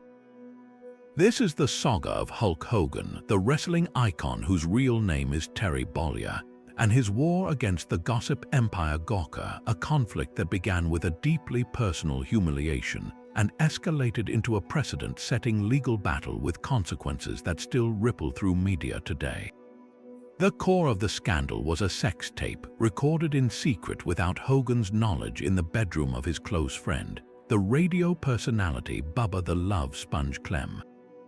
For years, the tape's existence was a whispered rumor in certain circles, a private shame for Hogan. But in October of 2012, the gossip and news site Gawker, known for its brash, nothing is sacred approach to journalism, made the decision to publish a 1-minute and 41-second excerpt of the tape titling the post, "Even for a minute, watching Hulk Hogan have sex in a canopy bed is not safe for work." They defended the act as newsworthy, arguing that Hogan had frequently discussed his sex life in public and was therefore a fair target. For Hogan, a man whose entire brand was built on a cartoonish, all-American hyper-masculinity, this was more than an embarrassment, it was a profound violation. The public posting of this private moment felt like a digital stoning, a deliberate attempt to shatter his persona and reduce him to a laughingstock. What followed, however, was not a quiet retreat into shame, but the beginning of a methodical, multi-year legal crusade. Hogan sued Gawker Media for invasion of privacy, and the case seemed like a classic celebrity versus media showdown. But lurking in the background was a far more powerful and motivated force, Silicon Valley billionaire Peter Thiel. It was later revealed that Thiel, a co-founder of PayPal and early investor in Facebook, had been secretly bankrolling Hogan's lawsuit for years. Thiel's motivation was not a passion for wrestling or a particular fondness for Hulk Hogan. It was a deeply personal vendetta. A decade earlier, Gawker's now defunct blog, Valleywag, had outed Thiel as gay in an article he found deeply humiliating and ruinous to his reputation in a then less tolerant tech industry. Thiel saw Hogan's case as a strategic opportunity to exact revenge, telling the New York Times he considered Gawker a terrorist organization, and that funding the lawsuit was one of the greater philanthropic things that I've done. This transformed the case from a simple privacy suit into a proxy war, a clash between old-school media hubris and the virtually limitless financial resources of a tech mogul with a score to settle. The trial itself, which took place in a Florida courtroom in 2016, became a surreal public spectacle. The core legal argument revolved around the definition of newsworthiness. Gawker's defense team argued passionately for a broad interpretation of the First Amendment, asserting that because Hogan was a public figure who had openly talked about his relationships, the tape and its contents were a matter of legitimate public interest. They positioned themselves as defenders of a free and unfettered press, fighting against censorship. Hogan's legal team, supercharged by Thiel's millions, countered with a simple, powerful, and deeply human argument that some things are simply private and that no amount of fame strips a person of the right to keep their most intimate moments out of the public sphere. The trial was filled with dramatic and often uncomfortable testimony. Hogan himself took the stand and, in a moment of raw vulnerability, broke down in tears describing the shame and humiliation he felt, telling the jury, "I am Hulk Hogan and you can't kill me. But when this happened, I didn't want to live." This emotional display stood in stark contrast to the testimony of Gawker's founder, Nick Denton, and then editor A.J. Dolirio, whose defiant, almost cavalier attitude on the stand seemed to backfire spectacularly. When asked what he would consider the limit for publishing a sex video, Dolirio chillingly testified that he would probably draw the line at a video of a child under 4, a statement that horrified the courtroom and painted a picture of a publication with no moral compass. The verdict, when it came, was a thunderous repudiation of Gawker's entire ethos. The jury awarded Hogan a staggering $140 million in damages, a sum that was later settled at $31 million as part of Gawker Media's bankruptcy proceedings. The financial impact was immediate and terminal. Unable to afford the bond required to appeal the verdict, Gawker Media was forced to put itself up for sale and ultimately declared bankruptcy, its assets sold off to pay its legal debts. The website that had built its reputation on fearless, often reckless reporting was snuffed out of existence. its demise directly orchestrated by a billionaire it had wronged years before. The Hogan-Gawker case instantly became a landmark, but its legacy is fiercely debated and profoundly complex. On one hand, it was a resounding victory for personal privacy in the digital age, a clear signal that even public figures have a right to a private life and that media outlets cannot hide behind the First Amendment to commit what a jury deemed outright invasion of privacy. It was a story of a man reclaiming his dignity and a cautionary tale for publishers about the very real human cost of their content. On the other hand, it sent a chilling wave through newsrooms across the country. Many journalists and free speech advocates saw it as a dangerous precedent, a demonstration of how an immensely wealthy individual could weaponize the legal system to silence a critical press outlet, effectively funding the destruction of a publication he disliked. The case raised terrifying questions about the future of investigative journalism in an era where the subjects of their scrutiny might have the resources to litigate them into oblivion. Hulk Hogan's personal meltdown, born from a moment of intimate betrayal, thus evolved into something far greater than himself. It became a defining battle in the 21st century culture wars, a stark lesson about the power of money to shape public discourse, and a permanent, complicated marker in the ongoing struggle to balance the public's right to know with every individual's right to be left alone. If the Depp Heard saga was a sprawling legal epic and Lance Armstrong's confession was a calculated corporate surrender, then the 19th meltdown on our list is a masterclass in a much smaller, yet uniquely excruciating form of celebrity failure, the simple, daily obligation to be charming on morning television, a task that proved utterly impossible for James Franco on one fateful day in 2009. The setting was the brightly lit, relentlessly cheerful studio of Live with Kelly and Michael, a syndicated morning talk show built on a foundation of light-hearted banter and effortless celebrity promotion. Franco was there to discuss his role in the big-budget film Flyboys, but from the moment he shuffled onto the set, it was painfully clear that he was in no condition to banter about anything. He appeared alongside his co-star Jennifer Decker, creating a stark, almost surreal contrast. Decker was bubbly, engaged, and answering questions with the expected enthusiasm of a newcomer. Franco, meanwhile, was a human void. Slumped in his chair, he was wearing dark sunglasses which he refused to remove, hiding his eyes and creating an immediate, palpable barrier between himself and the host. His responses were not just brief, they were linguistic gravel delivered in a low, monotone mumble. When co-host Kelly Ripa, a veteran of live television known for her sharp wit and impeccable professionalism, asked him a simple, open-ended question about preparing for his role as a World War I fighter pilot, Franco's entire answer was a deadpan, "Yeah." There was no elaboration, no charming anecdote, nothing. The vacuum of energy emanating from his side of the couch was so powerful it seemed to distort the very atmosphere of the show. As the segment dragged on, what began as awkward silence curdled into something far more tense and publicly humiliating. Ripa, a master of navigating unpredictable guest behavior, initially tried to paper over the strangeness with her trademark humor. But as Franco continued to offer one-word answers and vacant stares from behind his sunglasses, her patience visibly frayed, and then it snapped. The turning point came when she directly addressed the elephant in the room. "James, are you tired?" she asked, her voice laced with a mixture of genuine concern and simmering irritation. His non-committal grunt in response seemed to be the final straw.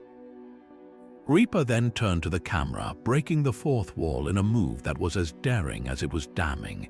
With a tight, strained smile, she looked directly into the lens and told the audience at home, "This is a very interesting show. There's a lot of interesting energy on the couch this morning. It was a masterful piece of televised code, a way of telling millions of viewers, I see it too, and this is not okay." Her co-host, Michael Strahan, sat beside her, often looking down or away, his body language screaming a desperate desire to be anywhere else in the world but in that chair, caught in the crossfire of Reaper's controlled fury and Franco's catatonic indifference. The immediate aftermath of the broadcast was a frenzy of public speculation and media dissection. The dominant theory, fueled by his slurred speech and lethargic demeanor, was that Franco was either severely intoxicated or dangerously sleep-deprived, perhaps a combination of both. This was not the brooding, intense method actor the public was familiar with from films like Pineapple Express. This was a man who seemed to be actively rejecting the fundamental contract of celebrity, the requirement to perform a version of yourself for a few minutes in exchange for promotional goodwill. The incident became an instant classic clip, replayed endlessly on entertainment news shows and cementing itself as a benchmark for painfully failed interviews. For Franco, the professional repercussions were not as catastrophic as a fired movie role, but they were significant in terms of perception. It severely damaged his reputation as a serious artist and a reliable professional, casting a long shadow over his public image just as he was attempting to transition into more dramatic and academically inclined work. In the years that followed, Franco would offer various explanations, often attributing his behavior to the pressures of his intense workload as a graduate student at the same time he was maintaining a full-time acting career, suggesting he was simply exhausted and overextended. However, the visual evidence of that morning was far more powerful than any retrospective justification.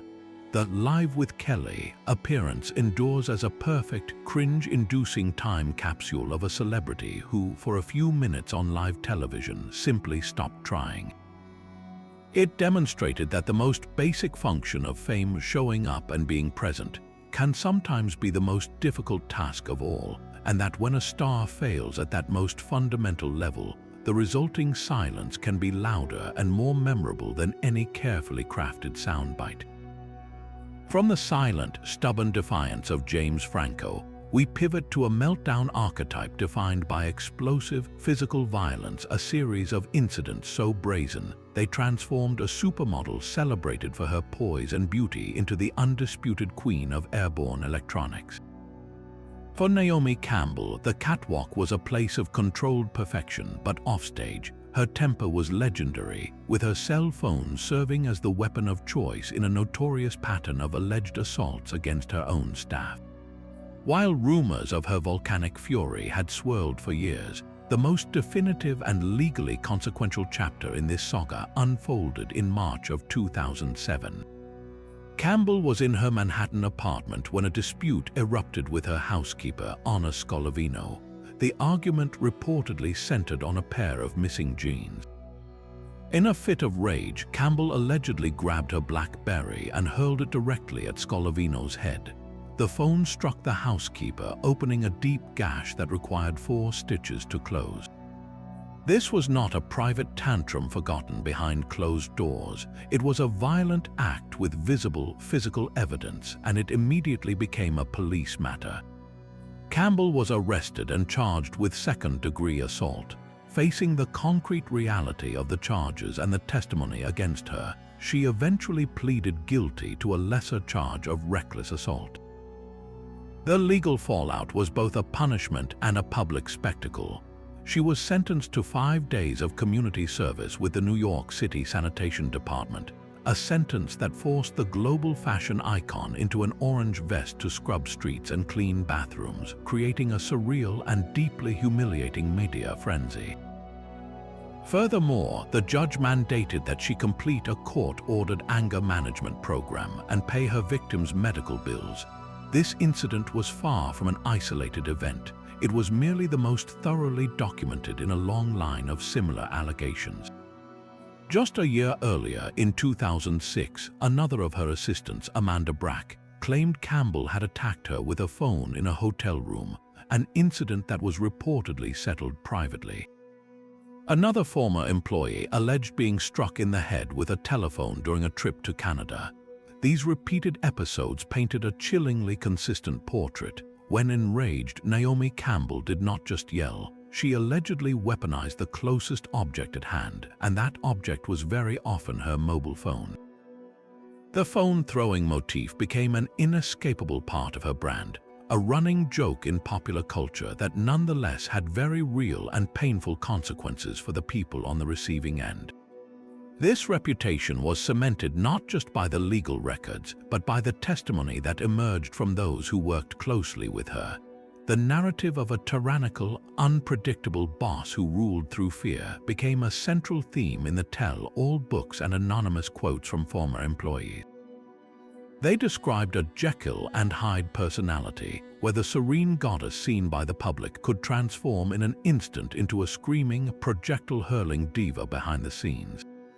What makes Campbell's case so fascinating is how this dark side of her persona ultimately became intertwined with her enduring success. Unlike other celebrities whose careers were derailed by such behavior, Campbell's status in the fashion world remained curiously unshaken. The industry, it seemed, was willing to tolerate the diva tantrums as part of the package deal for her unparalleled presence on the runway. This duality forced a difficult conversation about talent, entitlement, and accountability. Was she a victim of the immense pressures of fame and a childhood spent in the spotlight, or was she simply a bully whose wealth and status insulated her from the full consequences of her actions? The recurring phone assaults transformed Naomi Campbell from a mere supermodel into a complex cultural figure, both an icon of black excellence and beauty and a cautionary tale about the corrosive nature of unchecked power. Her court-mandated anger management classes suggested a recognition of the problem, yet the repetitive nature of the incidents implied a cycle that was hard to break. In the end, the image of Naomi Campbell, the phone-throwing assailant, endures as powerfully as any of her famous magazine covers, a stark reminder that the most carefully constructed facade can be shattered not by a paparazzo's camera, but by the owner's own hand. But just when you think you've reached the outer limits of Hollywood paranoia, the story of Randy and Evie Quaid launches you into an entirely new stratosphere of conspiracy and chaos. This wasn't a case of a star cracking under the glare of the paparazzi or a single, embarrassing public incident. This was a multi-year international saga that saw a respected character actor and his wife fully detached from reality, convinced they were the targets of a clandestine assassination plot they dubbed the Star Whackers. The Quaids weren't just having a meltdown, they were building a bunker and declaring war on an invisible enemy. The entire bizarre episode began to publicly unfurl in 2010, but its roots likely stretched back further. Randy Quaid, the beloved actor from films like National Lampoon's Vacation and Independence Day, and his wife Evie, became fixated on the idea that a shadowy cabal within Hollywood was systematically murdering successful actors in order to collect on their life insurance policies. They pointed to the tragic, high-profile deaths of Heath Ledger in 2008 and David Carradine in 2009 as evidence of this sinister pattern. In their minds, these weren't just tragic accidents or the results of personal demons. They were calculated hits, and the Quaids were next on the list. They began giving interviews and posting online manifestos, speaking about the Star Whackers with a terrifying, matter-of-fact conviction. They claimed this group used a method called accidentering to make the murders look like overdoses or suicides, and they believed they were being stalked and harassed in an elaborate campaign to drive them to financial ruin and ultimately death. This belief system transformed them from a quirky Hollywood couple into fugitives, convinced their very survival depended on escape. Their flight from this imagined threat quickly led them into very real legal trouble. The Quaids owned a home in Santa Barbara, California, but had allegedly stopped paying their mortgage. They were subsequently accused of squatting in the guest house of that same property, leading to their arrest for burglary and vandalism in September of 2010. Instead of facing the charges, they jumped bail and fled the country, driving across the border into Canada. This is where their meltdown evolved from a strange theory into a full-blown international incident. Upon arriving in Vancouver, they immediately applied for refugee status, claiming they were fleeing political persecution and would be killed if they were returned to the United States. Their asylum claim was one of the most surreal ever filed in Canadian history. They weren't fleeing a war-torn nation or a violent regime. They were fleeing the Hollywood Hills, arguing that the Star Whackers represented a corrupt and murderous power structure from which Canada had a duty to protect them. They spent years fighting deportation, their case weaving through the Canadian legal system while they lived in a series of hotels, all the while continuing to broadcast their conspiracy theories to anyone who would listen. Their court appearances during this period became legendary displays of their eroding grip on reality. They would show up dressed in matching outfits, often looking disheveled and agitated. They attempted to file lawsuits against virtually every figure they believed was involved in the conspiracy, from fellow actors to studio executives. Evie Quaid, in particular, became the fiery, vocal architect of their defense, often doing most of the talking while Randy stood by her side, a silent, haunted-looking figure who seemed a world away from the jovial cousin Eddie he once portrayed.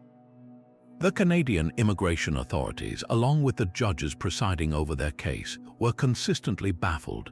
They repeatedly ruled that the Quaids' fears were not grounded in any credible evidence and that their financial and legal problems in the United States were of their own making.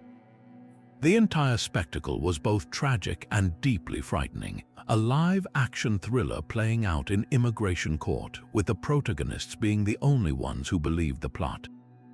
Analyzing the Quaids' descent requires looking past the easy label of crazy and understanding the potent cocktail of factors that likely fueled it. At its core, this was a profound personal crisis, a severe shared psychotic disorder, perhaps amplified by the unique pressures of fading fame and financial distress. Randy Quaid's career had certainly cooled from its peak in the 1980s and 90s. That kind of shift, for someone whose identity is so wrapped up in celebrity, can create a deep-seated crisis and a sense of persecution. When you're no longer the center of attention, it's sometimes easier to believe you're the target of a malicious plot than to accept the mundane reality that the industry has simply moved on. Mix that professional insecurity with significant financial troubles, including their well-documented legal battles over their Santa Barbara home, and you have a fertile ground for paranoia to take root. Their shared belief system created an impenetrable echo chamber. Evie and Randy fed off each other's fears, building a self-reinforcing narrative where every legal summons, every bill collector, every negative news article wasn't just a piece of bad luck, it was another piece of evidence in the grand Star Whacker conspiracy. The mainstream media's coverage of their saga, often treating it as a bizarre joke, only deepened their conviction that the entire system was against them. The Quaid case stands as one of the most extreme examples of a celebrity meltdown because it represents a complete break with consensus reality. Unlike a drug-fueled rant or a moment of racist anger, this was a sustained, elaborate, and deeply held delusion that dictated every aspect of their lives for years. It was a meltdown that didn't just damage a career, it dismantled two lives, turning them into nomadic exiles haunted by phantoms of their own creation. A chilling testament to how the ghosts of Hollywood can sometimes feel terrifyingly real. Now consider a meltdown that wasn't fueled by rage or scandal, but by a cascade of spicy buffalo sauce and the surprising power of unfiltered honesty. In 2021, Jennifer Lawrence, an actress known for her down-to-earth and often hilariously blunt public persona, sat down for an episode of the wildly popular YouTube interview series Hot Ones. The show's premise is brilliantly simple. Host Sean Evans asks deep, researched questions while his guest attempts to eat 10 chicken wings coated in sauces of escalating, mouth-incinerating heat. It's a format designed to break down barriers, and on this day it worked a little too well. As Lawrence progressed to the later, more brutal wings sauces like Da Bomb Beyond Insanity that have brought tougher celebrities to their knees, her composure began to visibly fracture. Between frantic gulps of milk, her eyes watering and her voice cracking, Sean Evans asked a seemingly innocuous question about the difficulties of finding genuine friendships in Hollywood. This was the spark that lit the fuse. Launching into an impassioned, sauce-fueled tirade, Lawrence didn't just speak in generalities. She zeroed in on a specific, unnamed female actress who she claimed had offered her the skeleton of friendship. She described a woman who was perfectly nice to her face, but the moment Lawrence left the room, the performance would end. The actress, she claimed, would immediately stop engaging, leaving Lawrence feeling confused and used. She called out the hollowness of this relationship, this fake friendship, with a raw, visceral frustration that felt entirely unscripted. It was the kind of brutally honest complaint you might vent to a close friend, not the carefully managed talking point expected on a global media platform. The combination of her physical distress from the heat and her emotional exasperation created a perfect storm of viral authenticity. The internet, of course, exploded. This wasn't just a funny clip, it was a high-stakes mystery. Who was the subject of J. Law's spicy scorn? The digital detective work began instantaneously. Armchair sleuths analyzed her filmography, her red carpet appearances, and every interview she'd ever given. The primary suspect quickly became Cameron Diaz. The evidence, while circumstantial, was compelling. Lawrence and Diaz had co-starred in the 1992 film The Counselor, and Lawrence had spoken warmly about Diaz in the past, even calling her a ray of sunshine. This, the theorists argued, was the perfect cover for a superficial, on-set friendship that fizzled once the cameras stopped rolling. The timeline fit, and the idea of the famously bubbly Diaz being secretly aloof was a narrative the public eagerly consumed. Other names were thrown into the ring like Amanda Seyfried, but the consensus, fueled by countless tweets, TikTok deep dives, and entertainment news segments, overwhelmingly pointed toward Diaz. The beauty of the moment was that Lawrence never confirmed the identity, and Diaz never publicly responded, allowing the mystery to become a self-sustaining cultural phenomenon. The entire incident became a masterclass in modern celebrity communication. In an era where every public statement is often focus grouped and approved by a team of publicists, Jennifer Lawrence's Hot Ones rant was a glorious anomaly. The show's format acted as a truth serum, stripping away the layers of media training and revealing a genuine, relatable human reaction. It wasn't a calculated leak or a PR stunt. It was a person in significant physical discomfort, letting her guard down and sharing a petty, deeply human grievance with millions of people. The humor was rooted in that very relatability. Everyone has encountered a fake friend, but very few get to call them out on a platform watched by tens of millions. This meltdown was unique because it was ultimately endearing. It didn't damage her career, it enhanced it. It reinforced the very brand that made her so popular. Jennifer Lawrence, the A-list movie star who somehow still feels like your funniest, most honest friend. The clip didn't show a star breaking under pressure, but a star becoming more real because of it, proving that sometimes the most entertaining meltdowns aren't about scandal, but about the hilarious, unpredictable, and utterly human moments that happen when the filters finally fail. While many celebrity meltdowns are intensely personal, unfolding on social media or in private moments made public, the 23rd entry on our list was a uniquely communal catastrophe, a professional error so grand and so public that it seized the attention of the entire planet in real time. This is the story of Steve Harvey's Miss Universe gaffe, a moment of pure, unadulterated live television chaos that transformed a seasoned entertainer into the face of global cringe. The scene was the Miss Universe 2015 pageant, broadcast live from Las Vegas to an estimated global audience in the hundreds of millions.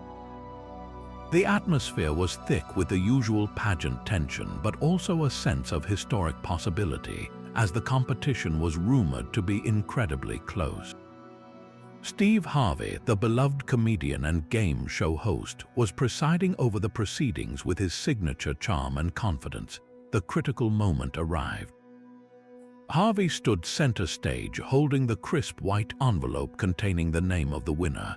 With a theatrical pause, he announced, "Miss Universe 2015 is Colombia." A wave of ecstatic joy erupted.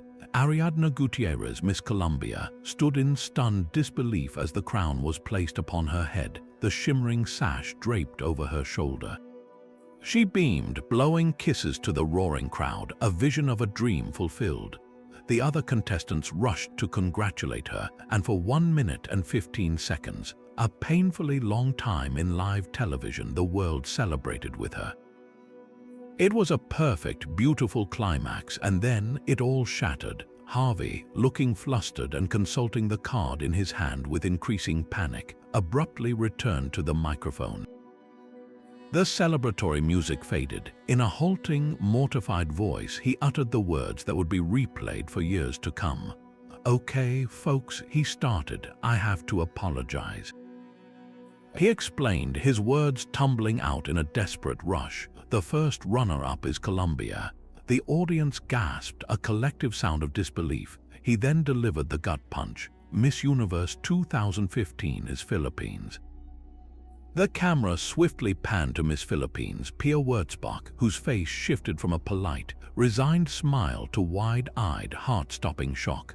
The crown was physically removed from a devastated Miss Colombia's head and given to the rightful winner. The visual of the two women in that instant, one's dream being born from the ashes of another's very public humiliation, was one of the most excruciatingly awkward and compelling images ever broadcast. Harvey's on-stage apology was a masterclass in televised agony. He was visibly sweating, his hands trembling. He took full responsibility, insisting, "It was my mistake. It was on the card. I can show you the card." He repeated, "I'm sorry," over and over, but the damage was cosmic. He had not just mispronounced a name, he had orchestrated a live, global celebration for the wrong person, and then ripped it away in front of everyone. The immediate aftermath was a digital supernova. In an era defined by instant reaction, the internet did not simply respond, it detonated. The hashtag began trending worldwide within minutes. The memes were immediate, brutal, and wildly creative. People photoshopped Steve Harvey's distraught face onto historical paintings, created fake Steve Harvey voiceovers for other major historical eras, and an endless stream of jokes about reading comprehension flooded every social media platform. The moment was dissected on every news channel, from CNN to entertainment gossip shows, creating a media echo chamber that amplified the spectacle for days. For Steve Harvey, a man whose brand was built on confidence and comedic control, this was a devastating blow to his professional credibility. He was a host who had presided over Family Feud for years, a role that requires reading questions from a card with absolute precision. This single error undermined the very foundation of his professional skill set. The backlash was intense and personal. He was widely mocked and criticized, with many questioning how such a monumental mistake could even happen. In the days that followed, Harvey embarked on a seemingly endless apology tour. He took to social media, he gave interviews, he explained the pressure and the poorly designed card, but the explanations always felt secondary to the visceral power of the original video clip. The incident became an inescapable part of his identity. For years afterward, it was the first thing mentioned in his comedy routines and talk show appearances, a ghost he was forced to repeatedly acknowledge and confront. Yet, in a strange twist, the colossal scale of the failure also contained the seeds of a peculiar redemption. His genuine, unfiltered horror on stage, his immediate acceptance of blame, and his refusal to shift responsibility onto the pageant organizers resonated with many viewers on a human level. Everyone has made a terrible mistake at work. Very few have done so in front of hundreds of millions of people. In a way, his very public floundering made him more relatable. The professional error, while career-defining, did not end his career. Instead, it became a foundational part of his story, a monumental oops that was so grand it almost circled back to being a perverse badge of honor. The Miss Universe 2015 crowning remains the ultimate cautionary tale for anyone working in live television, a stark reminder that no amount of preparation or experience can fully inoculate you against a moment of catastrophic human error, and that in our hyper-connected world, a single mistake on a global stage can instantly become a piece of indelible pop culture history, forever linking a host's name not with his many successes, but with one unforgettable, cringe-worthy meltdown. If the Miss Universe gaffe was a communal cringe and the Depp Heard saga a drawn-out legal war, then the 24th meltdown on our list detonated with the sudden, visceral impact of a physical blow, broadcast live on the industry's most sanctified stage. The night of March 27, 2022, at the 94th Academy Awards was supposed to be a crowning moment for Will Smith. He was the overwhelming favorite to win Best Actor for his transformative role as Richard Williams, the fiercely determined father of tennis legends Venus and Serena Williams in the film King Richard. The trajectory of the evening felt preordained. A celebrated veteran, long respected but never officially crowned by the Academy, was finally receiving his due. The atmosphere in the Dolby Theatre was one of polished celebration, a return to glamour after the pandemic years. Then, comedian Chris Rock took the stage to present the award for Best Documentary. Engaging in the standard bit of light-hearted banter with the audience, he turned his attention to Jada Pinkett Smith, Will's wife, who was seated in the front row. Noting her shaved head, a look she has publicly attributed to her struggle with alopecia, Rock quipped, "Jada, I love you, Jane too, can't wait to see it." The joke was a reference to the 1997 film Jane, in which Demi Moore shaved her head for a role. For a moment, the reaction was a typical awards show mix of nervous laughter and applause. The camera cut to Jada, who immediately rolled her eyes in clear disgust, offering a tight, unamused smile. And then everything changed. Will Smith, who had initially laughed at the joke, stood up. He wasn't heading for the restroom. In a slow, deliberate, almost cinematic walk, he ascended the steps to the stage. The audience, still unsure if this was a staged bit, let out a murmur of confused laughter. Smith approached Rock, who had a bemused smile on his face, and with his open right hand, he delivered a hard, audible slap across the comedian's face.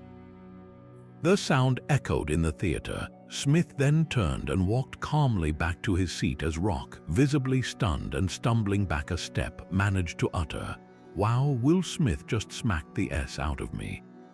But the meltdown was far from over. As Smith returned to his seat, the audio feed, which was broadcast live to tens of millions of homes worldwide, picked up his voice screaming back at the stage not once but twice. "Keep my wife's name out your fing mouth," he roared, his voice cracking with a fury that was both shocking and terrifying in its raw intensity. He shouted it a second time, a guttural command that ripped through the black-tie decorum of the evening. The atmosphere in the Dolby Theatre instantly transformed from celebratory to mortified. You could hear a pin drop in the stunned silence that followed, punctuated only by gasps from the audience. The broadcast quickly cut to a commercial break, but the damage and the spectacle was already irrevocable. The producers were now faced with an impossible situation: how to proceed with the rest of the ceremony, the pinnacle of which was supposed to be Will Smith's triumphant coronation. In one of the most surreal sequences in television history, the show did in fact go on. Mere minutes after the slap, the category for Best Actor was announced. And the winner, as predicted, was Will Smith. He walked back onto the same stage, now as an award recipient, and delivered a sprawling, tear-filled, and emotionally chaotic acceptance speech. He apologized to the Academy and his fellow nominees, but pointedly not to Chris Rock. Through sobs, he framed his actions through the lens of his King Richard character, a man protecting his family, stating, "Love will make you do crazy things." He talked about being called to love and protect people, and described himself as a vessel for love. The speech was a jarring juxtaposition of raw vulnerability and profound self-justification, attempting to reframe a moment of violent public assault as an act of fierce, if misguided, devotion. It was a meltdown in two distinct acts. First, the physical explosion of rage, and second, the emotional implosion of a man trying to rationalize the irrational to his peers and the world. The global reaction was not just swift, it was a firestorm of instantaneous, polarized opinion. In the age of social media, the incident was dissected, memed, and debated in real time.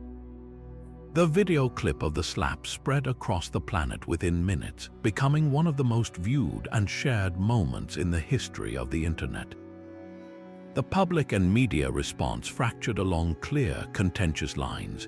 One camp saw Smith as a heroic defender of his wife's honor, a man pushed to his limit by a cruel and insensitive joke about a medical condition. They argued that Rock's comment crossed a line, and that Smith's visceral reaction, while extreme, was understandable in the context of protecting his family from public humiliation.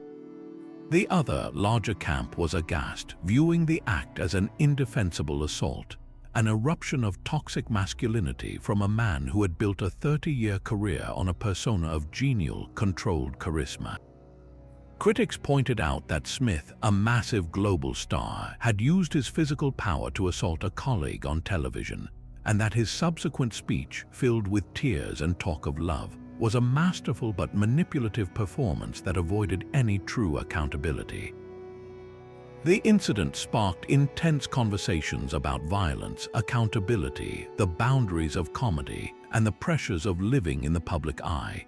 It forced a difficult examination of whether a personal provocation, no matter how hurtful, could ever justify a physical response on a global stage. The institutional fallout, while not immediate, was significant. In the days following the ceremony, under mounting pressure and global scrutiny, Will Smith issued a formal public apology to Chris Rock, to the Academy, and to the producers of the broadcast, calling his behavior unacceptable and inexcusable. He resigned his membership from the Academy of Motion Picture Arts and Sciences, preempting potential expulsion. After a lengthy internal review, the Academy's Board of Governors handed down its official punishment, a 10-year ban from attending any Academy events, including the Oscars ceremony itself. This meant that the man who had just won his first Oscar would be prohibited from even entering the building for the next decade, a stunning reversal of fortune. The professional consequences extended beyond the Academy's walls. Several of Smith's upcoming film projects were put on hold or shelved indefinitely as studios grappled with the suddenly toxic nature of his brand. The Netflix film Fast and Loose was paused, and the sequel to the sci-fi film Bright was cancelled. The slap became the defining event of his later career, an inescapable shadow that threatened to eclipse a lifetime of cinematic achievement. For Chris Rock, the incident transformed his stand-up comedy tours into must-see events, with fans eagerly awaiting his perspective, which he would only address in brief, carefully measured comments months later. The Will Smith slap incident stands as a uniquely modern meltdown, a raw, unscripted moment of human failure that played out on the most polished and controlled platform imaginable. It was a stark reminder that no amount of fame, wealth, or professional success can armor a person against their own unchecked emotions, and that in our hyper-connected world, a single moment of violence can trigger a cascade of consequences that resonate for years, permanently altering legacies and rewriting the rules of public conduct in an instant. In a landscape often defined by moments of personal collapse, our 25th entry presents a radical alternative. A meltdown meticulously engineered not as a surrender, but as a triumphant counter-offensive. This was the night Lizzo, the genre-bending superstar whose very existence challenges every conventional norm in the music industry, took the stage at the 2021 MTV Video Music Awards. She was set to perform her hit single Rumors, a track that directly confronts the endless gossip and body-shaming she faces daily. The performance itself was a spectacle of unapologetic confidence, featuring a cadre of powerful, plus-sized dancers moving with breathtaking precision and power. But as the final notes of the choreographed number faded, something extraordinary happened. Instead of exiting the stage to make way for the next act, Lizzo seized the moment. The music stopped, the arena fell into a hush, and she stood alone at the microphone, bathed in the spotlight. What followed was not a breakdown, but a breakthrough. In a calm, measured, yet fiercely resonant tone, she began to speak. "Since tonight is all about rumors," she said, "I want to clear a few things up." She then launched into a speech that was part manifesto, part therapy session, and entirely electrifying. "Let me tell you something. People on the internet, what people say about me, it used to hurt my feelings." She paused, letting the admission hang in the air, a moment of vulnerability that instantly commanded empathy. But now, she continued, her voice swelling with conviction, "I don't give a fuck." The audience erupted in cheers, but she wasn't finished. She looked out at the crowd and delivered the core of her message, a message aimed not just at her detractors, but at everyone who has ever felt judged. If you can love yourself, people can't kill you, and that's the most important thing. This was far more than a simple clapback. It was a masterclass in psychological reframing. She was taking the very ammunition used against her, the rumors, the criticism, the hate, and publicly demonstrating its ultimate powerlessness in the face of genuine self-worth. She transformed a platform built on celebrity validation into a pulpit for radical self-acceptance. But Lizzo, a classically trained flautist, understood that a powerful message requires an even more powerful exit. And so she delivered her coup de grace. As the crowd's cheers began to subside, she turned and started her walk offstage. But this was no retreat. A team member handed her her flute, an instrument that has become as much a part of her iconography as her powerful voice. And then, right there in the middle of her exit, she stopped, raised the flute to her lips, and launched into a blistering, technically complex solo. The camera followed her as she walked, the fierce, soaring notes of the flute cutting through the residual energy of the arena. It was a statement of staggering multidimensional talent. She wasn't just a singer who could deliver a speech. She was a virtuoso musician, a bold philosopher, and a commanding performer, all rolled into one. The flute solo was the ultimate mic drop, a literal and metaphorical demonstration that her talents and her identity could not be contained or simplified by the narrow rumors she had just addressed. This was a controlled burn, a deliberate and brilliantly staged meltdown where the only thing that melted away was the power of her critics' words. She didn't lose control. She took full control of the narrative, using the immense pressure of a live, global broadcast not to crack, but to crystallize her entire artistic mission into a single, unforgettable sequence. In an awards show history littered with embarrassing moments and career-stalling incidents, Lizzo's performance stands apart as a masterstroke of personal public relations.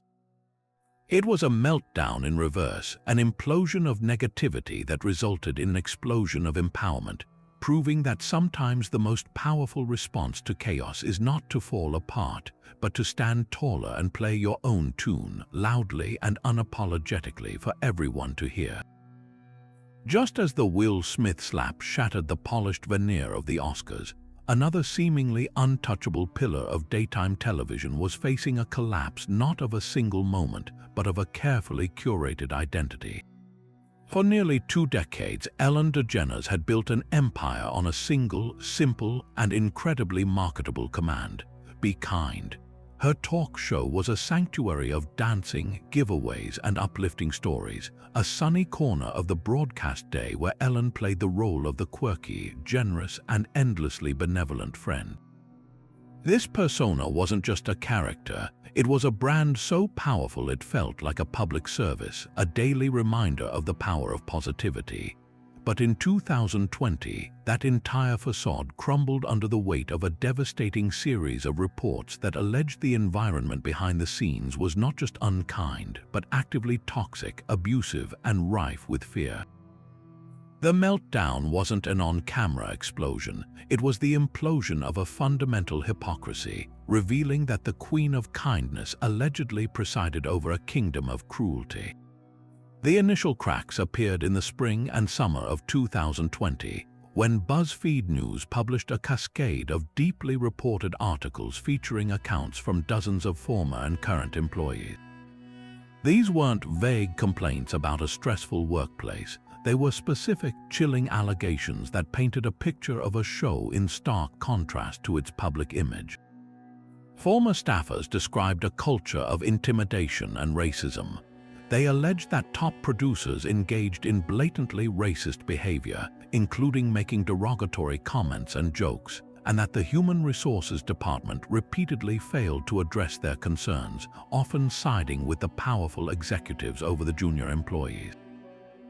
Others spoke of being fired after taking medical leave or attending family funerals, a level of corporate callousness that felt particularly jarring given the show's family-friendly vibe.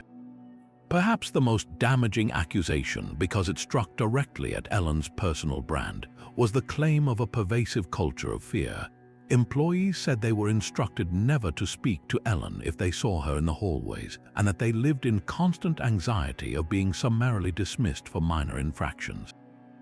They described an atmosphere where the "be kind" mantra was a product to be sold to the audience, not a principle to be practiced with the people who made the show possible every single day.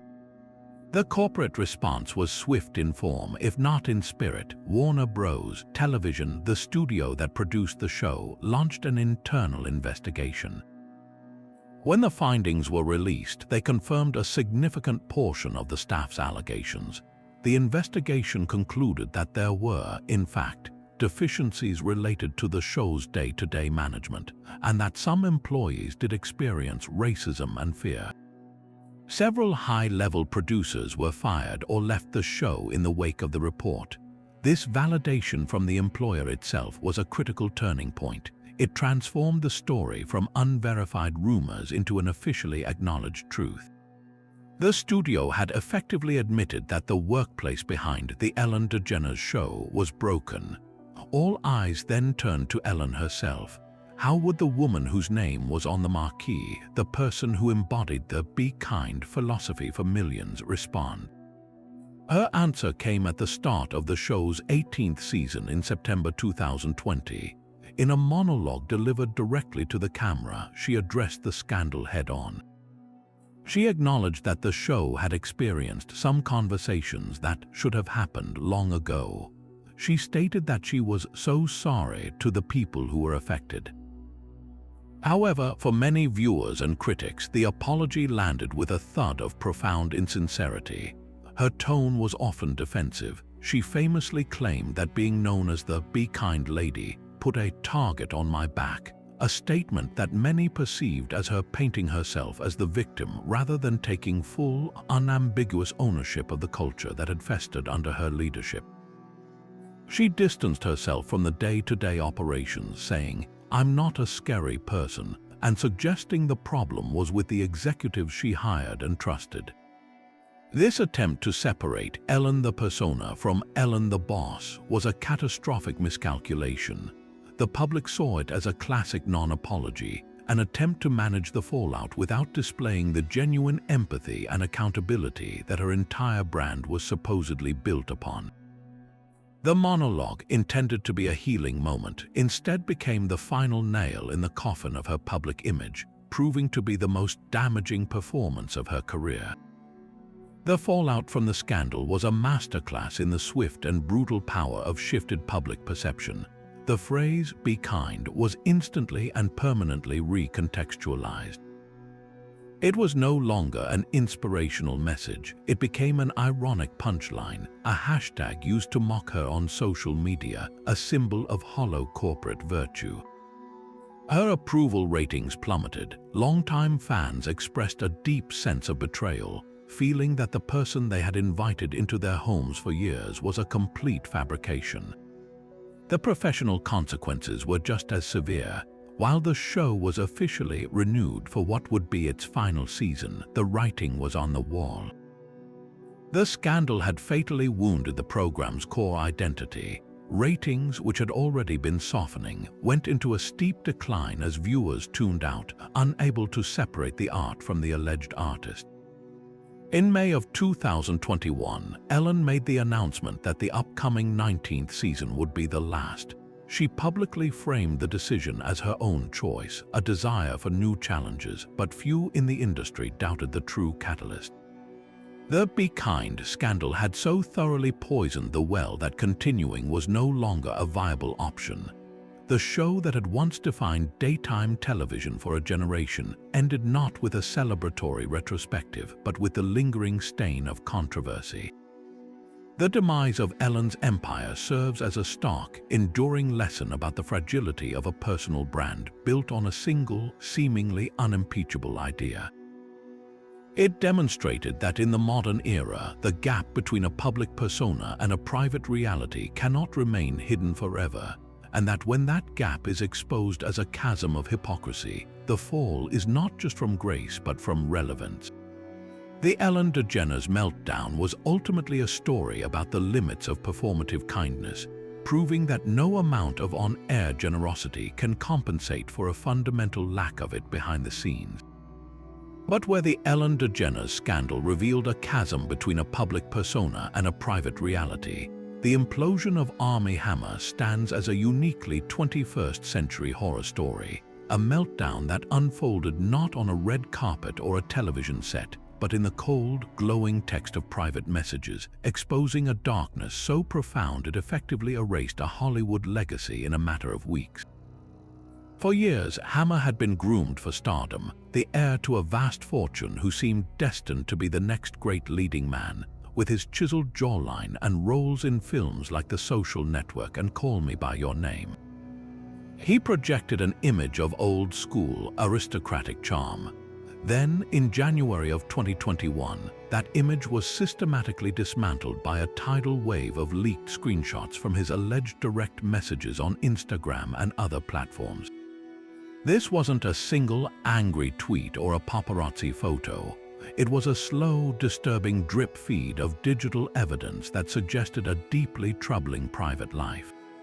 The messages, which were shared by multiple women and later aggregated on a dedicated public Instagram account, were not just explicit, they were genuinely unsettling.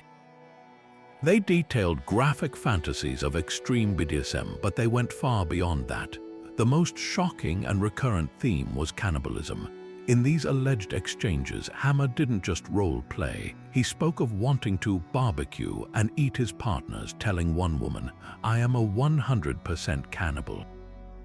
"I want to eat you." He referenced wanting to break a rib to barbecue and eat it, and in one particularly chilling message he wrote, "I want your heart.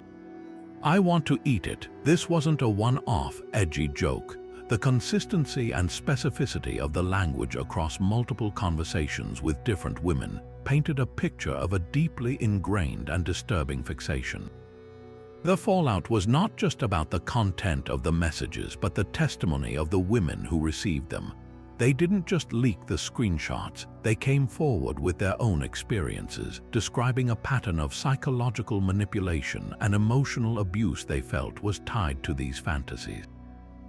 One woman, Courtney Vucekovich, who was in a relationship with Hammer, spoke publicly about how his behavior escalated from these bizarre messages to what she described as a mental prison, where she felt controlled and dehumanized. Another woman, Effie, accused him of serious sexual violence, alleging that he violently raped her for hours in 2017, an accusation that Hammer's lawyer vehemently denied. The narrative that emerged was not of a consensual, if unconventional, kink, but of a power dynamic where these extreme fantasies were used as a tool of control, leaving the women feeling used, confused, and deeply traumatized. The court of public opinion did not deliberate for long. The combination of the deeply disturbing, viral-ready text and the heartfelt, credible testimony of multiple accusers created a perfect storm of revulsion. Armie Hammer transformed overnight from a charming actor into a global meme and a pariah. The internet, with its unique blend of horror and dark humor, dubbed the scandal Cannibal Gate, and Hammer was instantly christened with the nickname Armie Hammer the Cannibal. The memes were relentless and savage, but they obscured the very real human trauma at the center of the story and the sheer speed of the professional annihilation that followed. The corporate and industry reaction was one of pure, unadulterated panic. In the face of such a uniquely toxic scandal, the entire Hollywood machine that had once championed him immediately severed all ties. He was swiftly dropped by his talent agency, WME, and his personal publicist resigned. The most telling sign of his complete and total exile came from the projects he had in the pipeline. He was unceremoniously replaced in a string of high-profile films. The Jennifer Lopez romantic comedy Shotgun Wedding recast his role with Josh Duhamel. He was cut from the Cold War thriller Billion Dollar Spy, and the Paramount Plus series The Offer, about the making of The Godfather, wrote his character out entirely. This wasn't just a pause, it was a permanent deletion. The entertainment industry, which is often slow to act on allegations, moved with breathtaking speed to erase him, demonstrating a zero-tolerance policy for a scandal this bizarre and damaging. His reputation was considered so radioactive that no studio or network was willing to risk the association. The swiftness of his fall was a stark lesson in the new rules of the digital age, where private messages can become public evidence in an instant, and where a persona crafted over years can be obliterated by a series of text bubbles detailing the most taboo of desires. In the aftermath, Hammer has largely vanished from public view, giving only a few strange, disconnected interviews from the Cayman Islands, where he has reportedly been working as a timeshare salesman. His attempts to explain himself have been as bizarre as the scandal itself, framing his behavior as an intense form of method acting or blaming it on being manipulative and a narcissist in the wake of his divorce. These justifications have been widely dismissed as inadequate, failing to address the core allegations of abuse and the deeply troubling nature of the leaked fantasies. The Armie Hammer saga stands as one of the most definitive meltdowns of the modern era because it represents a complete collision between a curated public image and an unfiltered digital ID. It proved that in a world where our private conversations are never truly private, the darkest corners of a person's mind are just one screenshot away from becoming global headlines, and that some taboos are so powerful that even Hollywood, with all its own darkness, cannot and will not stomach them. Now the script takes a sharp turn from the strange to the sinister, from private messages and set rumors to a meticulously planned public deception that weaponized genuine social pain for personal gain. Our 28th meltdown is the stunning case of Jussie Smollett, a story that began with a horrifying hate crime and unraveled into one of the most convoluted and self-defeating frauds in recent memory. On a brutally cold Chicago night in January 2019, the Empire actor called the police to report a terrifying assault. He claimed that as he was walking home from a Subway sandwich shop, two men had approached him, shouted racist and homophobic slurs, declared, "This is MAGA country," put a noose around his neck, and poured an unknown chemical substance on him. The story was shocking and horrifically plausible, tapping directly into the nation's deep-seated anxieties about political violence and bigotry. The initial public and media response was exactly what one would hope for, an outpouring of universal support and condemnation of the attack. Celebrities, politicians, and activists rushed to express their solidarity with Smollett. The Chicago Police Department, under immense pressure, launched a massive investigation, dedicating significant resources to apprehend the perpetrators of what appeared to be a vicious, premeditated hate crime. Smollett gave an emotional, detailed interview to Robin Roberts on Good Morning America, visibly distraught as he recounted the ordeal and defiantly confirmed that he was, in fact, telling the truth. For a moment, he was a national symbol of resilience in the face of hatred. Yet, almost as soon as the initial wave of outrage crested, a tide of skepticism began to roll in. The details of the story, upon closer examination, started to feel cinematic in a way that real life rarely is. The attackers, in the middle of a historic polar vortex with temperatures well below zero, just happened to be lying in wait, recognizing a moderately famous actor while also carrying a bottle of bleach and a rope fashioned into a noose. Security camera footage from the area failed to show the alleged attack, despite capturing Smollett walking both before and after the incident, still holding his Subway sandwich, with the rope curiously still draped around his neck. The brothers seen on camera near the scene were identified as Ola and Abel Osundero, two Nigerian bodybuilders who, it turned out, not only knew Smollett but had worked with him as personal trainers on the set of Empire. The narrative was beginning to crack under the weight of its own improbability. The turning point came when police, after tracking the brothers' movements, discovered they had purchased the rope at a nearby hardware store and the red hats they were allegedly wearing. Upon their return from a trip to Nigeria, the Osundero brothers were arrested at the airport, but under questioning, they presented a story that turned the entire case on its head. They confessed that the entire attack was a hoax orchestrated and paid for by Jussie Smollett himself. They were not his attackers, they were his co-conspirators. The evidence laid out by investigators was both overwhelming and absurdly damning. They revealed that Smollett had paid the brothers a check for $3,500, with the memo line reading for personal training.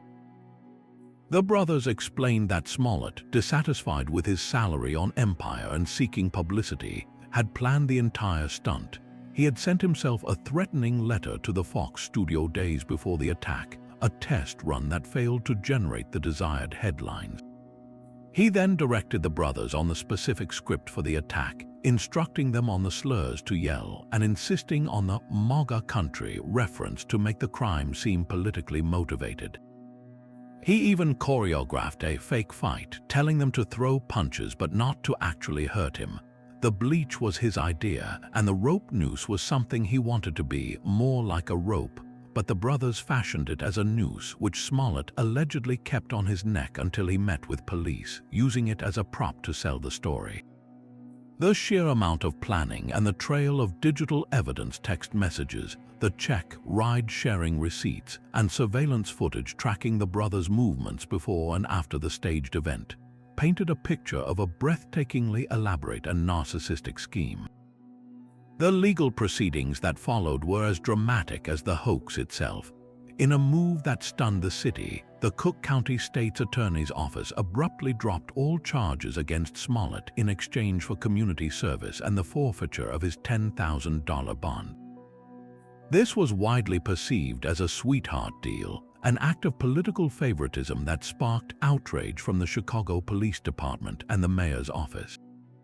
The public perception of Smollett shifted from a potential victim to an arrogant manipulator who seemed to have evaded justice. This initial dismissal was not the end, however. A special prosecutor was appointed to reinvestigate the case, leading to a new set of charges. The subsequent trial in 2021 was a media circus, forcing Smollett to take the stand in his own defense. His testimony was widely panned as evasive and unconvincing, as he continued to insist the attack was real and that the brothers were lying. The jury, however, saw through the performance, deliberating for over 9 hours before finding him guilty on 5 of the 6 felony counts of disorderly conduct for lying to the police. The motivations behind this spectacular self-immolation appear to be a toxic blend of professional ambition and profound personal narcissism.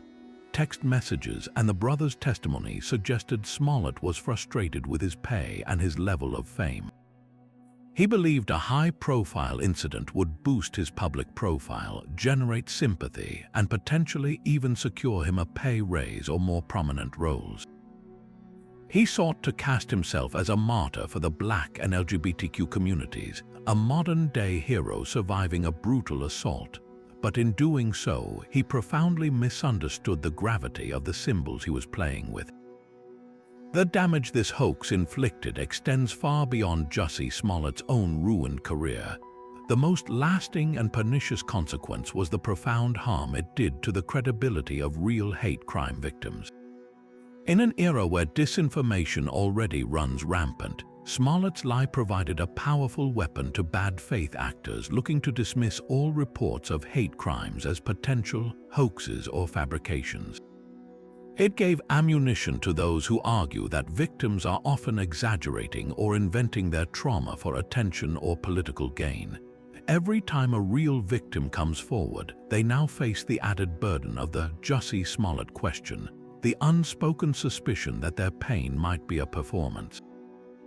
He poisoned the well of public trust, making it harder for genuine survivors to be believed and to receive the support and justice they deserve.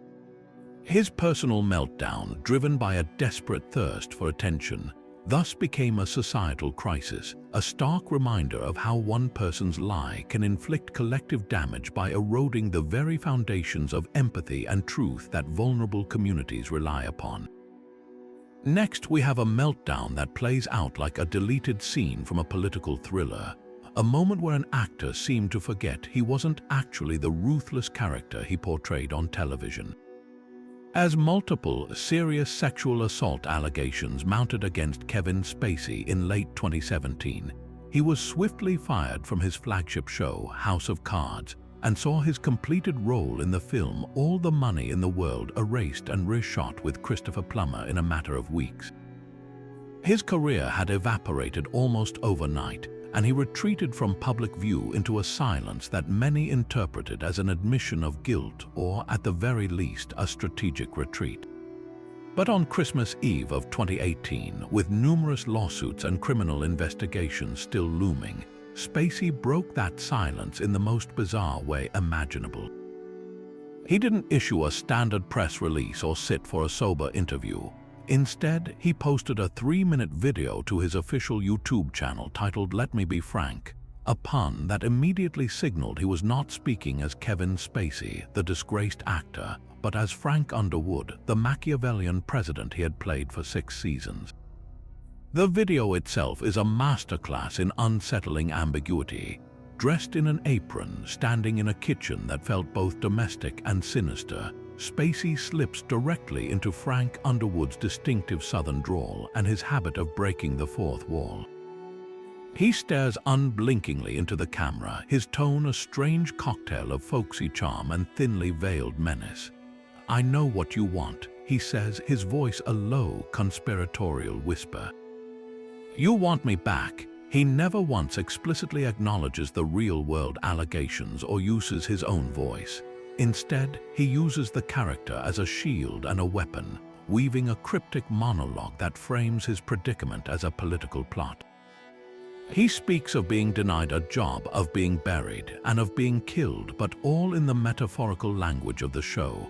Of course, some believed everything and have just been waiting with bated breath to hear me confess it all, he says, his words dripping with sarcasm.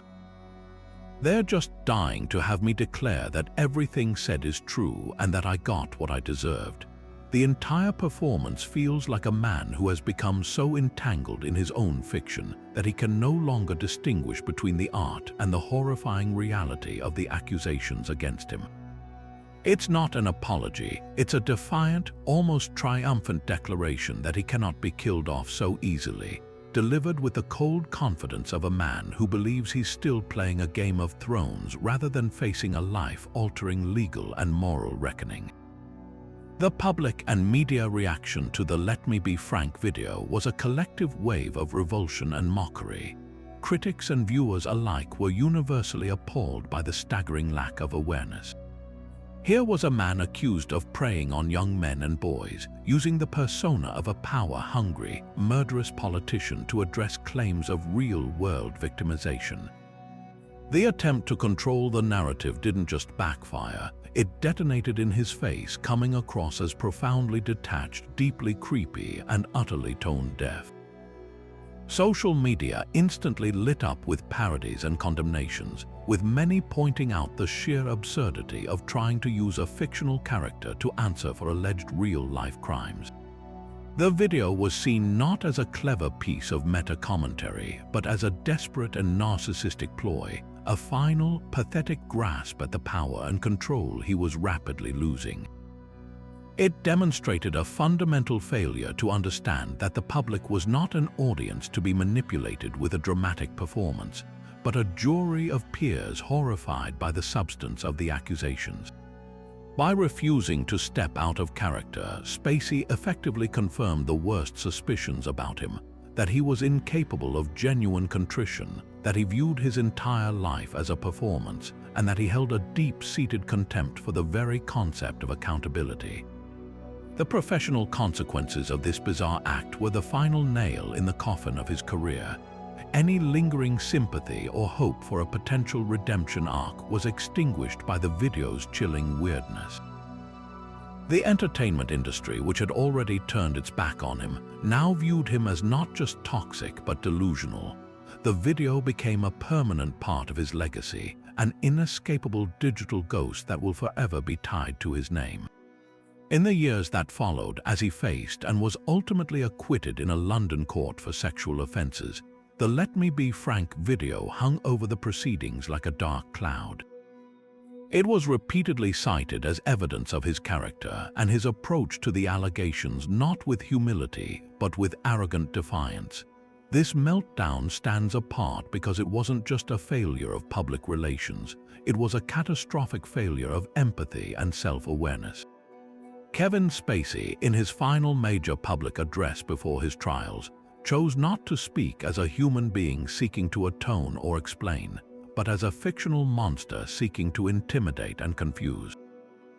In doing so, he didn't just burn his remaining bridges, he salted the earth, ensuring that his name would be remembered not only for the allegations themselves, but for the profoundly strange and unsettling way he chose to answer them.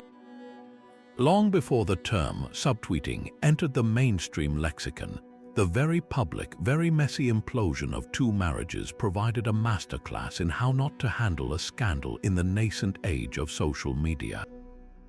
The saga of LeAnn Rimes and Eddie Cibrian wasn't just a standard Hollywood affair. It was a slow-motion train wreck that played out in real time on Twitter, a platform still finding its footing in 2009 and 2010. The basics were scandalous enough. Rimes, the country pop prodigy who had been a star since childhood, and Cibrian, an actor known for shows like Third Watch, met on the set of the television movie Northern Lights in 2008. Both were married, Rimes to dancer Dean Sherrimet, and Cibrian to reality television personality Brandi Glanville, with whom he shared two young sons. Their affair began during filming, and when the news broke, it was a classic tabloid fodder. But this story didn't stay confined to the pages of gossip magazines. It migrated to Twitter, transforming from a private betrayal into a sprawling, passive-aggressive digital war where the line between personal life and public performance was completely erased. This was one of the first times the world watched a celebrity couple not just survive a scandal, but actively prosecute it, character by agonizing character, right in front of everyone. LeAnn Rimes, in particular, became the central and often most cringeworthy combatant. Instead of maintaining a dignified silence or issuing a single, controlled statement, she used her Twitter feed as a bizarre confessional and defensive bulwark. Her tweets were a fascinating, often uncomfortable blend of defiance and vulnerability. She would post lengthy, philosophical musings that seemed to obliquely reference the affair and the subsequent backlash, writing things like, "I'd rather be hated for who I am than loved for who I am not." At other times, her messages were painfully direct and defensive, attempting to control a narrative that was spiraling far beyond her grasp. She would directly engage with critics and trolls, trying to explain and justify her actions to an anonymous, often hostile crowd, which only poured gasoline on the fire. The most infamous and truly surreal chapter in this digital drama was her very public feud with Eddie's ex-wife, Brandi Glanville.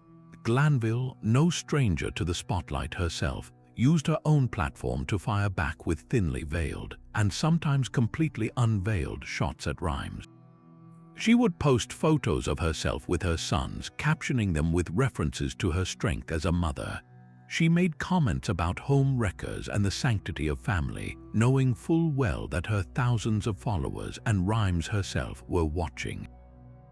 The two women were essentially having a fight through the press, but with the press cut out of the middle. They were the sources, the commentators, and the protagonists, creating a feedback loop of animosity that the public consumed with a mix of horror and voyeuristic fascination. It was a raw, unfiltered look into the bitter, emotional fallout of infidelity, a drama that was once reserved for private lawyers' offices, now broadcast for all to see. What made Rhimes's tweets so uniquely cringeworthy was their profound lack of self-awareness and their desperate attempt to frame a deeply painful situation as a grand romantic epic. In one particularly memorable incident, she tweeted a photo of herself in a bathtub, captioned with a quote from the poet Rumi, "Lovers don't finally meet somewhere. They're in each other all along." To the neutral observer, this was a stunning miscalculation. She was posting ethereal, romantic poetry in the midst of a scandal that had devastated two families, including two young children. It felt less like a declaration of love and more like a performance, an attempt to spiritually whitewash a very messy, very human situation. This disconnect was at the heart of her entire social media presence during this period. She seemed to believe she was sharing a profound love story, while the vast majority of the public saw a woman justifying the wreckage she had helped cause. Her tweets often came across as passive-aggressive jabs at Glanville, positioning herself as the true, misunderstood victim of the story, the woman who followed her heart and was now being persecuted for it. This narrative never really landed because the audience had a front-row seat to the other side of the story through Glanville's own, often more relatable, posts about the pain of her fractured family. The entire spectacle was a case study in how social media could distort reality, allowing a person to craft their own narrative in a vacuum, completely insulated from how that narrative was being received by the outside world. The legacy of the Rhimes-Cibrian Twitter war is far more significant than the couple itself. This meltdown was a foundational moment in the evolution of celebrity culture, a crude blueprint for how personal drama would be monetized and magnified in the decade to come. It demonstrated the immense power and danger of giving celebrities a direct, unmediated line to their audience. There were no publicists vetting these tweets, no journalists providing context or balance.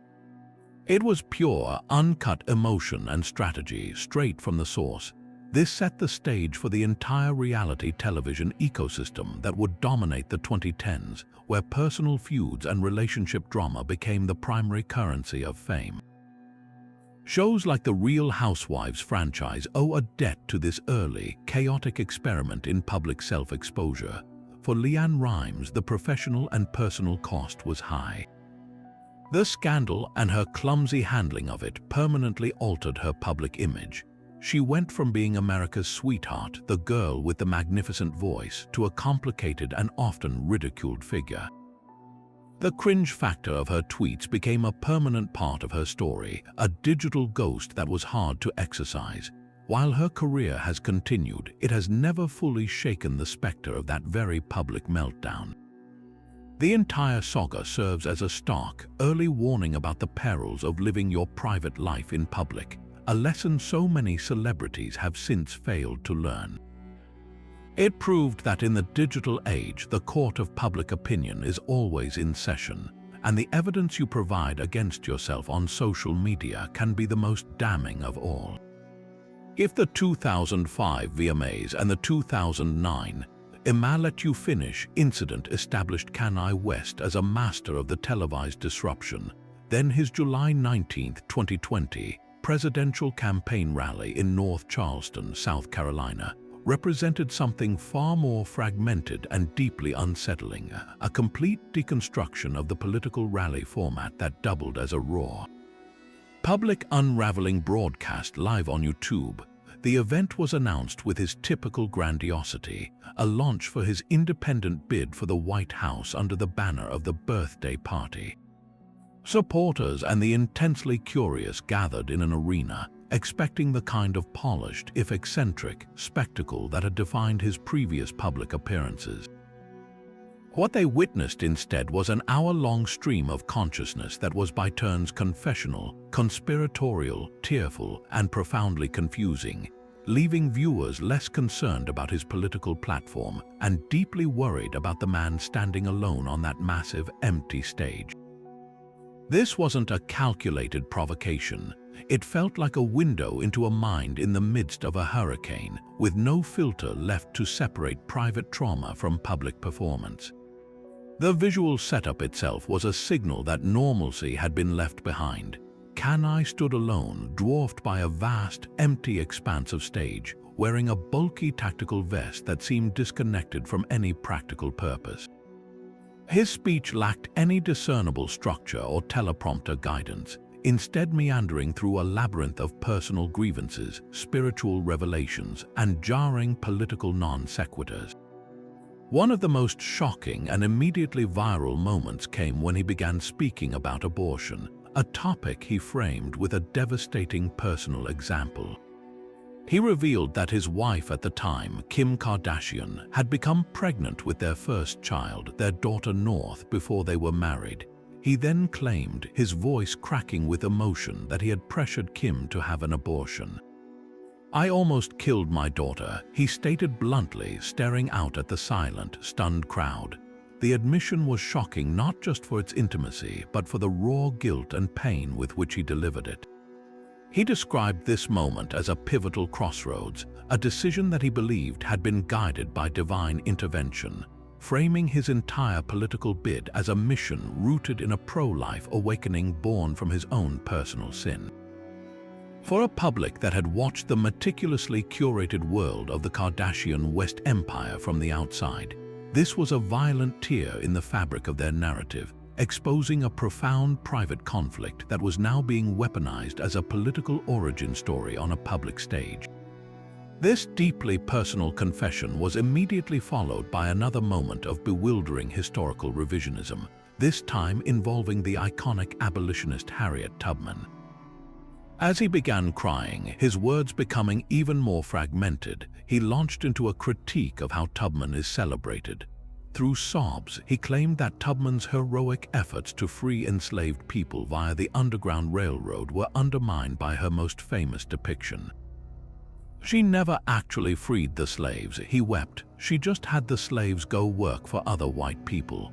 The statement was a breathtaking misreading of history, ignoring the fundamental reality of escaping chattel slavery for the promise of freedom in the North. But the factual inaccuracy was almost secondary to the emotional breakdown that accompanied it. I was not making a cogent historical argument. He was using Tubman as a symbolic vessel for his own tangled feelings about liberation, ownership, and systemic control, all while visibly struggling to hold himself together.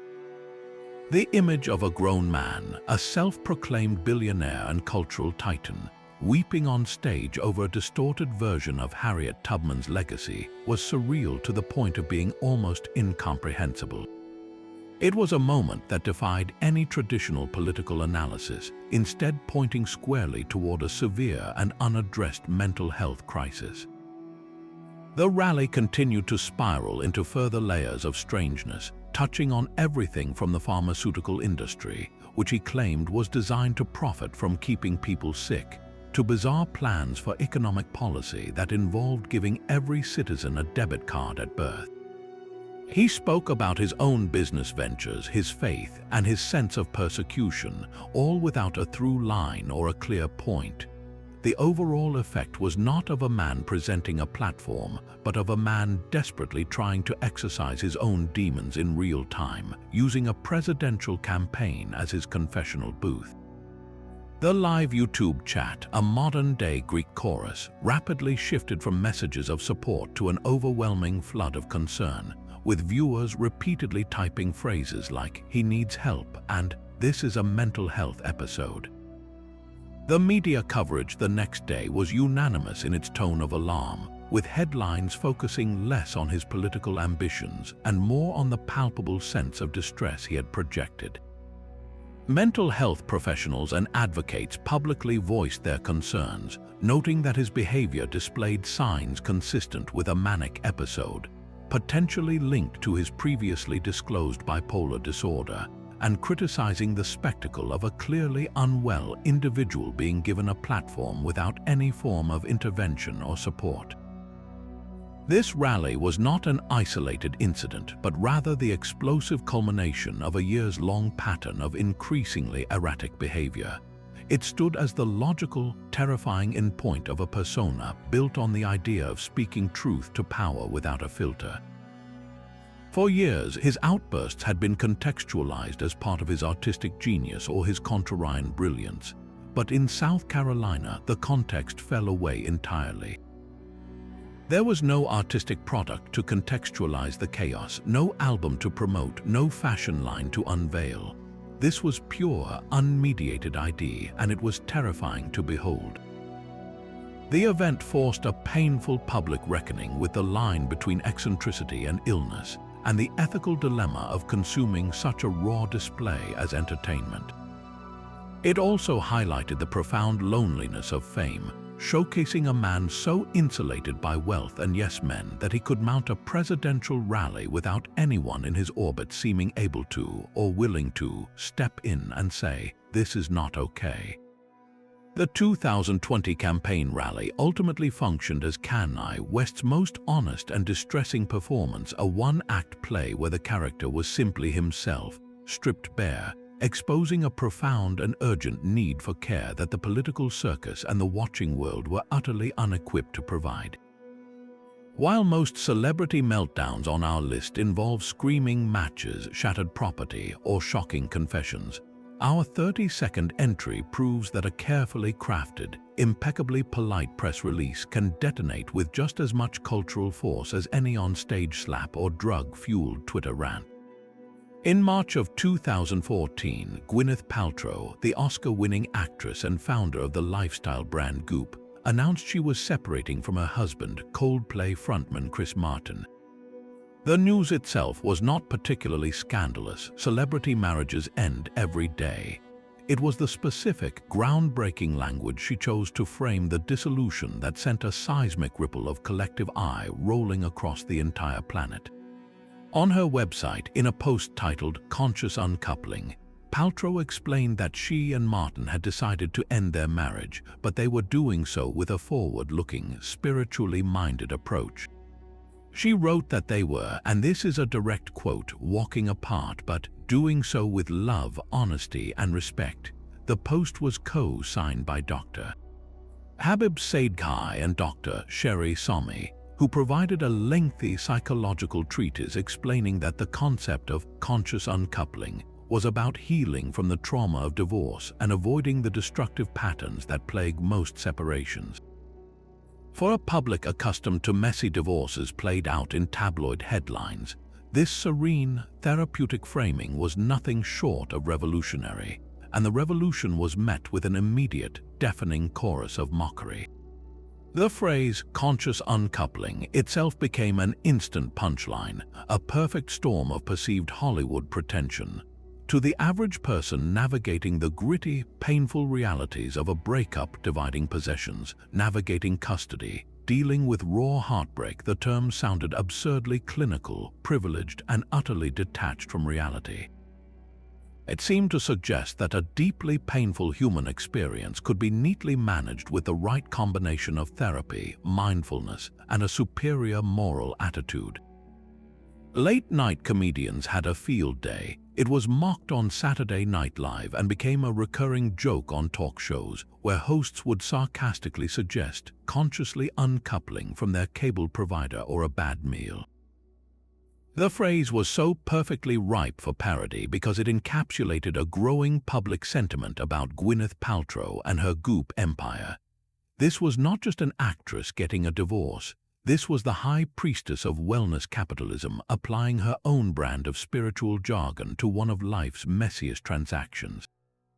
The announcement cemented her public persona as someone floating in a rarefied bubble of kale, crystals, and self-help jargon, completely insulated from the problems of ordinary people.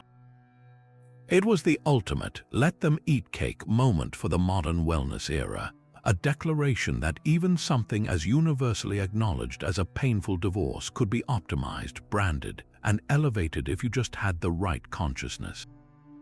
Beyond the immediate mockery, the conscious uncoupling moment became a critical cultural flashpoint that fundamentally cemented the Goop brand's identity. Prior to this, Goop was already known for its sometimes outlandish and expensive product recommendations, from $150 candle sets to jade eggs for vaginal wellness. But the divorce announcement took the critique to a new level. It was no longer just about selling overpriced products. It was about selling a complete, and to many, completely ridiculous philosophy for living. The phrase became a shorthand for a specific kind of out-of-touch coastal elitism, the belief that with enough money, therapy, and spiritual buzzwords, you could transcend the messy, emotional realities of being human. It drew a clear line in the sand. On one side were those who saw it as a progressive, healthy way to reframe divorce and reduce stigma. On the other side, which was vastly larger and more vocal, were those who saw it as the peak of narcissistic self-absorption, a performance of enlightenment that felt more like a branding exercise than a genuine emotional journey. This single blog post did more to define Paltrow's public image than any film role she had taken in years. She was no longer just Gwyneth from Shakespeare in Love. She was Gwyneth from Goop, the woman who consciously uncoupled. Yet the most fascinating part of this story is its long-term legacy. While the initial reaction was a torrent of derision, the concept of conscious uncoupling, much like many of Goop's more controversial ideas, slowly began to seep into the cultural groundwater. In the years that followed, other celebrities began to announce their own separations using similarly amicable and carefully managed language. The idea of prioritizing a peaceful co-parenting relationship over a bitter legal battle, once mocked as a pretentious Hollywood fad, started to be discussed more seriously in mainstream parenting and relationship circles. The phrase itself may have been clunky, but the underlying intention to minimize collateral damage, especially for children, began to resonate. In a strange twist, Gwyneth Paltrow's most mocked moment gradually demonstrated a kind of cultural prescience. It forced a conversation, however sarcastic at first, about whether there was a better, less adversarial way to end a marriage. The thousands of parodies it spawned, from memes to comedy sketches, ultimately ensured that the idea stayed in the public consciousness long enough for people to eventually consider its merits beyond the jargon.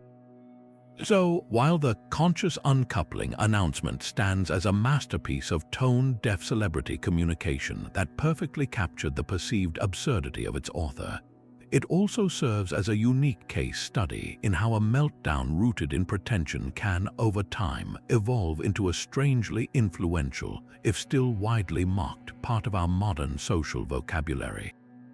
And finally, as we cap off our journey through 33 of the most absurd celebrity implosions, we arrive at a phenomenon that exists in a category all its own: the meticulously manufactured, yet undeniably real, eruption of rage that defines the sprawling Real Housewives universe. This isn't about a solitary star cracking under the pressure of fame. This is about a cottage industry of conflict, a franchise built on the foundation of orchestrating meltdowns for direct viewer consumption. The women of Real Housewives are celebrity adjacent, famous for being famous, and their most iconic moments of chaos represent a unique alchemy of genuine emotion and performative spectacle, creating a curated gallery of fury that has become central to modern pop culture. To truly appreciate this, we must take a tour through the franchise's Hall of Fame, a greatest hits of high-pitched hostility and shattered glass. We begin in New Jersey at the now legendary christening party for Teresa Giudice's daughter in Season 1, a moment so foundational it has its own Wikipedia page, the table flip. The argument began, as they so often do in this franchise, with a whisper campaign and accusations of gossip. Teresa, confronted by her castmate Danielle Staub over rumors Staub was spreading, felt her anger simmering throughout the entire event. The tension was a physical presence in the room, a low hum that everyone could feel but no one could escape. Then it erupted. Teresa, her face a mask of pure, unadulterated rage, stood up, gripped the edges of a perfectly set dinner table, and with a guttural scream of "prostitution whore," launched the entire structure into the air. Plates of food, glasses of wine, silverware, and floral centerpieces went flying in a symphony of shattering porcelain and stunned silence. The act was so primal, so destructively cathartic, that it instantly became the franchise's defining image. It wasn't just a tantrum, it was a declaration of war, a physical manifestation of the nuclear option in interpersonal conflict. The table flip transcended the show itself, becoming a universal meme for moments of ultimate, relationship-ending fury. It proved that sometimes the most powerful statement isn't made with words, but with the literal and metaphorical overturning of the entire establishment. From the physical destruction of a dinner table, we travel to the sun-drenched, Botox-filled enclaves of Beverly Hills, where the drama is often colder, sharper, and more calculated. Here, the meltdowns are less about raw, table-flipping fury and more about weaponized social graces. A quintessential example comes from the razor-sharp Lisa Rinna, an actress who has built her housewife's persona on being a drama broker. During a tense dinner in Season 5, Rinna found herself in a heated argument with co-star Kim Richards. The subject matter was dark, involving accusations about Richards' sobriety and past behavior.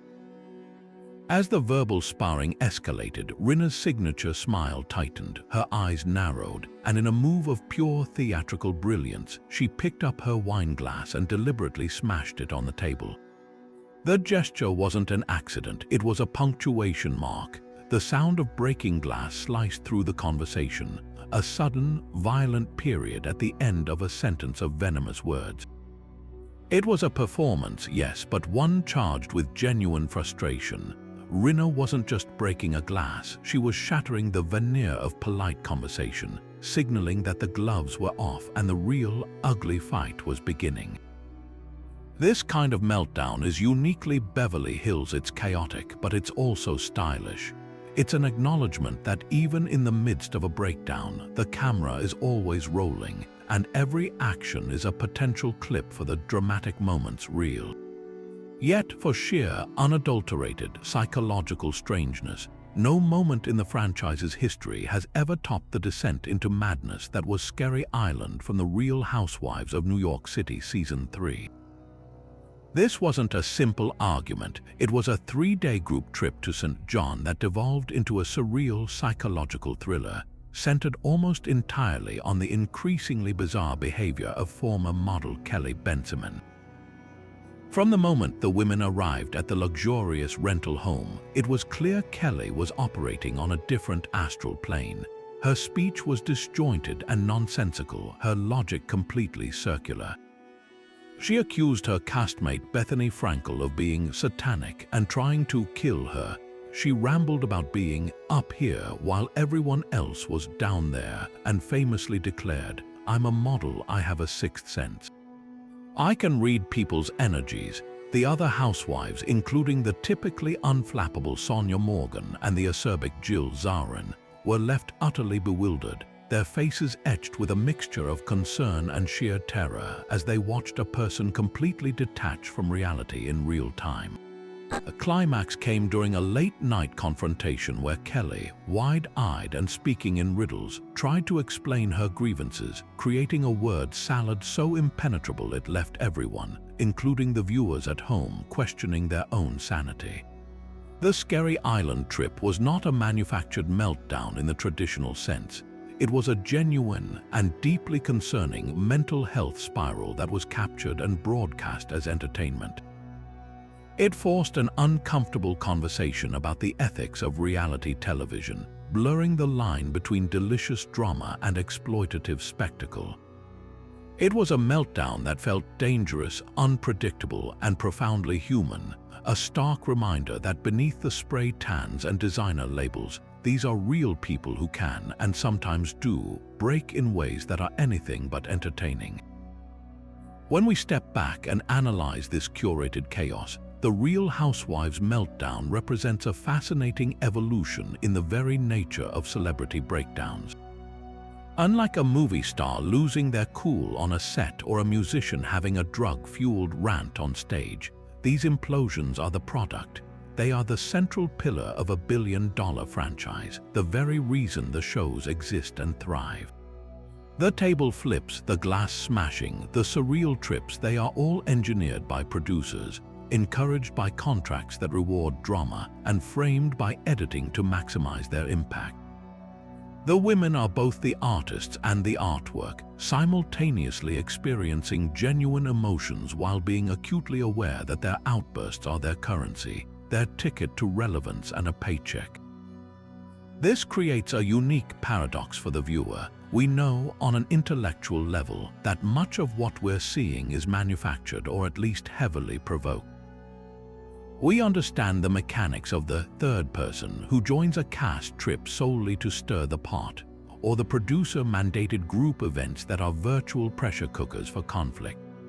Yet, the emotions that flash across the screen, the real tears of betrayal, the authentic spittle of rage, the genuine confusion during a Scary Island-level episode are undeniably human.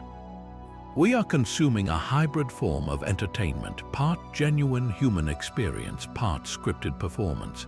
This is the genius and the moral quandary of the Real Housewives meltdown.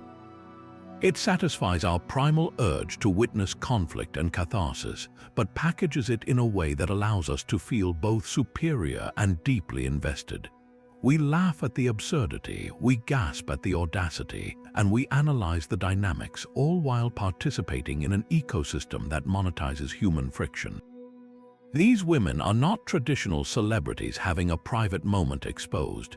They are willing participants in a grand experiment in public emotional display, proving that in the 21st century, the most compelling meltdowns aren't those that happen by accident, but those that are produced, packaged, and delivered to our screens on a weekly schedule, making us willing accomplices. Glorious, chaotic spectacle of it all. So there you have it, a breathtaking, bewildering tour through 33 of the most spectacular public implosions in modern celebrity history. From silent gallery confessions to globally televised slaps, from meticulously planned deceptions to raw, unfiltered social media breakdowns, this wild journey reveals that beneath the glitter and glamour lies a common human truth. Whether it's the crushing weight of fame, the relentless scrutiny of the public eye, the painful struggle with untreated mental health issues, or the simple, devastating loss of personal privacy, these meltdowns are, at their core, stories of people pushed to their absolute limit. We've watched personas carefully built over decades shatter in an instant, proving that no amount of wealth or adoration can fully armor someone against the vulnerabilities we all share. It's a powerful reminder that the line between the untouchable star on the pedestal and the person in the midst of a very public crisis is often frighteningly thin. And this forces us to look inward, to examine our own role in this ongoing spectacle. We are not just passive observers, we are active participants in a culture that often cheers the rise and eagerly watches the fall. Our insatiable appetite for drama, our clicks, our shares, and our commentary are the fuel that powers the very machine that can grind these individuals down. The question we're left with is a challenging one. Are we seeking connection and understanding, or are we simply consuming human struggle as a form of entertainment? The line between empathy and schadenfreude has never been more blurred. Now we want to hear from you. The world of celebrity meltdowns is vast and endlessly debated. Which of these 33 absurd moments left you the most stunned? Was it the raw vulnerability of Britney Spears with those hair clippers, the sheer audacity of Kanye West stage invasions, or the bizarre, calculated performance of Shia LaBeouf's paper bag apology? Dive into the comments below and let us know which public explosion you simply cannot forget. If you enjoyed this deep dive into the strange and surreal side of fame, do us a huge favor and hit that like button. It really helps us out. And for more fascinating explorations into the most bizarre facts and stories from America and beyond, make sure to subscribe to the channel and tap the notification bell so you never miss out on the chaos.